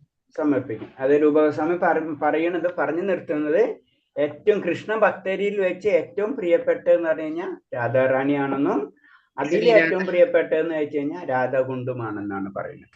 അൾട്ടിമേറ്റ് വന്ന് പറഞ്ഞു നിർത്തുന്നത് ഈ ശ്ലോകത്തില് രാധാറാണിയാണ് ഏറ്റവും വലിയ ഭക്ത, രാധാകുണ്ഡാണ് അതിൽ തന്നെ ഏറ്റവും മികച്ച സ്ഥാനം രാധാകുണ്ഡിനുണ്ടെന്നാണ് പറയുന്നത്. അപ്പൊ അത് രാധാകുണ്ഡത്തിലാണ് ശരിക്കും നമുക്കറിയാം ഈ ചൈതന്യ മഹാപ്രഭു ഇത് അന്വേഷിച്ച് നടക്കുന്ന സമയത്ത് പല സരസിലും പോയതിനു ശേഷം രാധാകുണ്ഡത്തിൽ ചെന്ന് സ്നാനം ചെയ്യുന്ന സമയത്താണ് പറയുന്നത് ഇതാണ് രാധാകുണ്ടെന്ന് ആർക്കും മനസ്സിലാവുന്ന ചൈതന്യ മഹാപ്രഭു പറയുന്നുണ്ട്. അപ്പോ അതാണ് ഭക്തന്മാർക്ക് അത് ഫീൽ ചെയ്യും ശരിക്കും പറഞ്ഞു കഴിഞ്ഞാൽ. ഇപ്പൊ നമ്മള് വൃന്ദാവനത്തിൽ പോയി കഴിഞ്ഞാൽ വൃന്ദാവനത്തിൽ പോയി പറഞ്ഞു കേട്ട് നമ്മൾ ഇങ്ങോട്ട് പോരും. ശരിക്കും ആ ഭക്തർക്ക് ആ ഭഗവാനെ ആ സമ്പർക്കം അവർക്ക് ഫീൽ ചെയ്യാൻ തുടങ്ങും. അതാണ് പ്രത്യേകത. അതാണ് പറഞ്ഞത്, ഭക്തന്മാർക്ക് സ്മരണയിലൂടെ തന്നെ ഭഗവാന്റെ സമ്പർക്കം ഫീൽ ചെയ്യും. അതാണ് ഭക്തി. ഇത്തരം പറഞ്ഞതിൽ എന്തെങ്കിലും ഡൗട്ട് ഉണ്ടെങ്കിൽ ചോദിക്കാം. പിന്നെ ഒരു ക്വസ്റ്റ്യനോടുണ്ടോ? ഹരേ കൃഷ്ണ പ്രഭുജി, ഒരു ക്വസ്റ്റ്യനോടുണ്ട്. പറഞ്ഞുകൊണ്ടുണ്ടോ? ഒരു ജ്ഞാനി കർമ്മിയേക്കാൾ ഉത്കൃഷ്ടനായി പരിഗണിക്കുന്നത് ലൗകിക സുഖഭോഗകാരികളായ പ്രവർത്തനങ്ങളിൽ നിന്ന് ഒഴിഞ്ഞു നിൽക്കുന്നത് കൊണ്ട് ജ്ഞാനി കർമ്മിയേക്കാൾ ഉത്കൃഷ്ടനാകുന്നു. അതായത് അജ്ഞാനിക്കറിയാം ഏതാണ് ശരി ഏതാണ് തെറ്റ്. അപ്പൊ എന്താണ് കാമ്യ കർമ്മങ്ങളിൽ നിന്ന് ഒഴിവായി നിൽക്കാൻ ശ്രമിക്കും. അപ്പൊ അത് കാരണം കൊണ്ടാണ് പറഞ്ഞത് ജ്ഞാനി കർമ്മിയേക്കാൾ ഉത്കൃഷ്ടനാണെന്ന്. അപ്പൊ ആ ജനറൽ ആയിട്ട് പറയുമ്പോൾ നമ്മള് ഭക്തിയുടെ ലെവലുകൾ പറയുമ്പോൾ ആദ്യം കർമ്മി, അത് കഴിഞ്ഞിട്ട് പിന്നെ ഏതാണ് കർമ്മി, പിന്നെ ആരാണ് ജ്ഞാനി അല്ലെ? കർമ്മി, ജ്ഞാനി, ഭക്തൻ, പ്രേമഭക്തൻ, ഗോപികന്മാർ, രാധാറാണി. ഇതാണ് അതിന്റെ ശ്രേണി. അപ്പൊ നമ്മൾ പതുക്കെ പതുക്കെയാണ് ഉയരുന്നത് നമ്മള്. അപ്പൊ അതിന് നമ്മൾ ആദ്യമേ തന്നെ പറഞ്ഞ് നമ്മള് ജപം നമ്മള് ഹരേ കൃഷ്ണ പ്രഭുജി ഒന്നുകൂടെ പറയുമോ? കർമ്മി, ജ്ഞാനി, ഭക്തർ, പ്രേമഭക്തർ, ഗോപികന്മാർ, രാധാറാണി. ഇതാണ് അതിന്റെ ഒരു ലൈൻ വരുന്നത്. ഹരേകൃഷ്ണ. അപ്പൊ നമ്മള് ഇനി നാളെ ഇപ്പൊ 11 അധ്യായം കൂടെ കഴിഞ്ഞിട്ട് പിന്നെ സമയം കഴിഞ്ഞു 10 അപ്പൊ നാളെ കൂടെ വെച്ചിട്ട് ഒരു അധ്യായം കൂടെ ഉള്ളൂ. അത് നാളെ തീർക്കാം നമുക്ക്. അപ്പൊ ആ ക്വസ്റ്റ്യൻസ് അതിൽ വരില്ല, കാരണം ഇത് സെയിം തന്നെയാണ്, അത് ജനറൽ ആയിട്ടുള്ള. അപ്പൊ അത് കഴിഞ്ഞിട്ട് നമുക്കൊരു എക്സാം നടത്താം.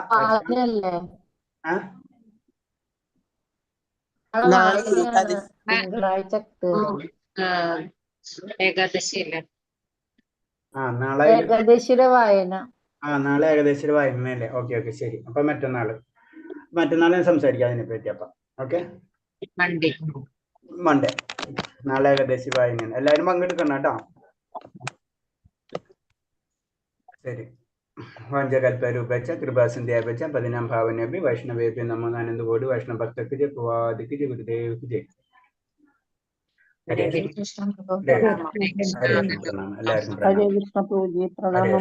ഹരേ കൃഷ്ണ പ്രണാമം. ശരി.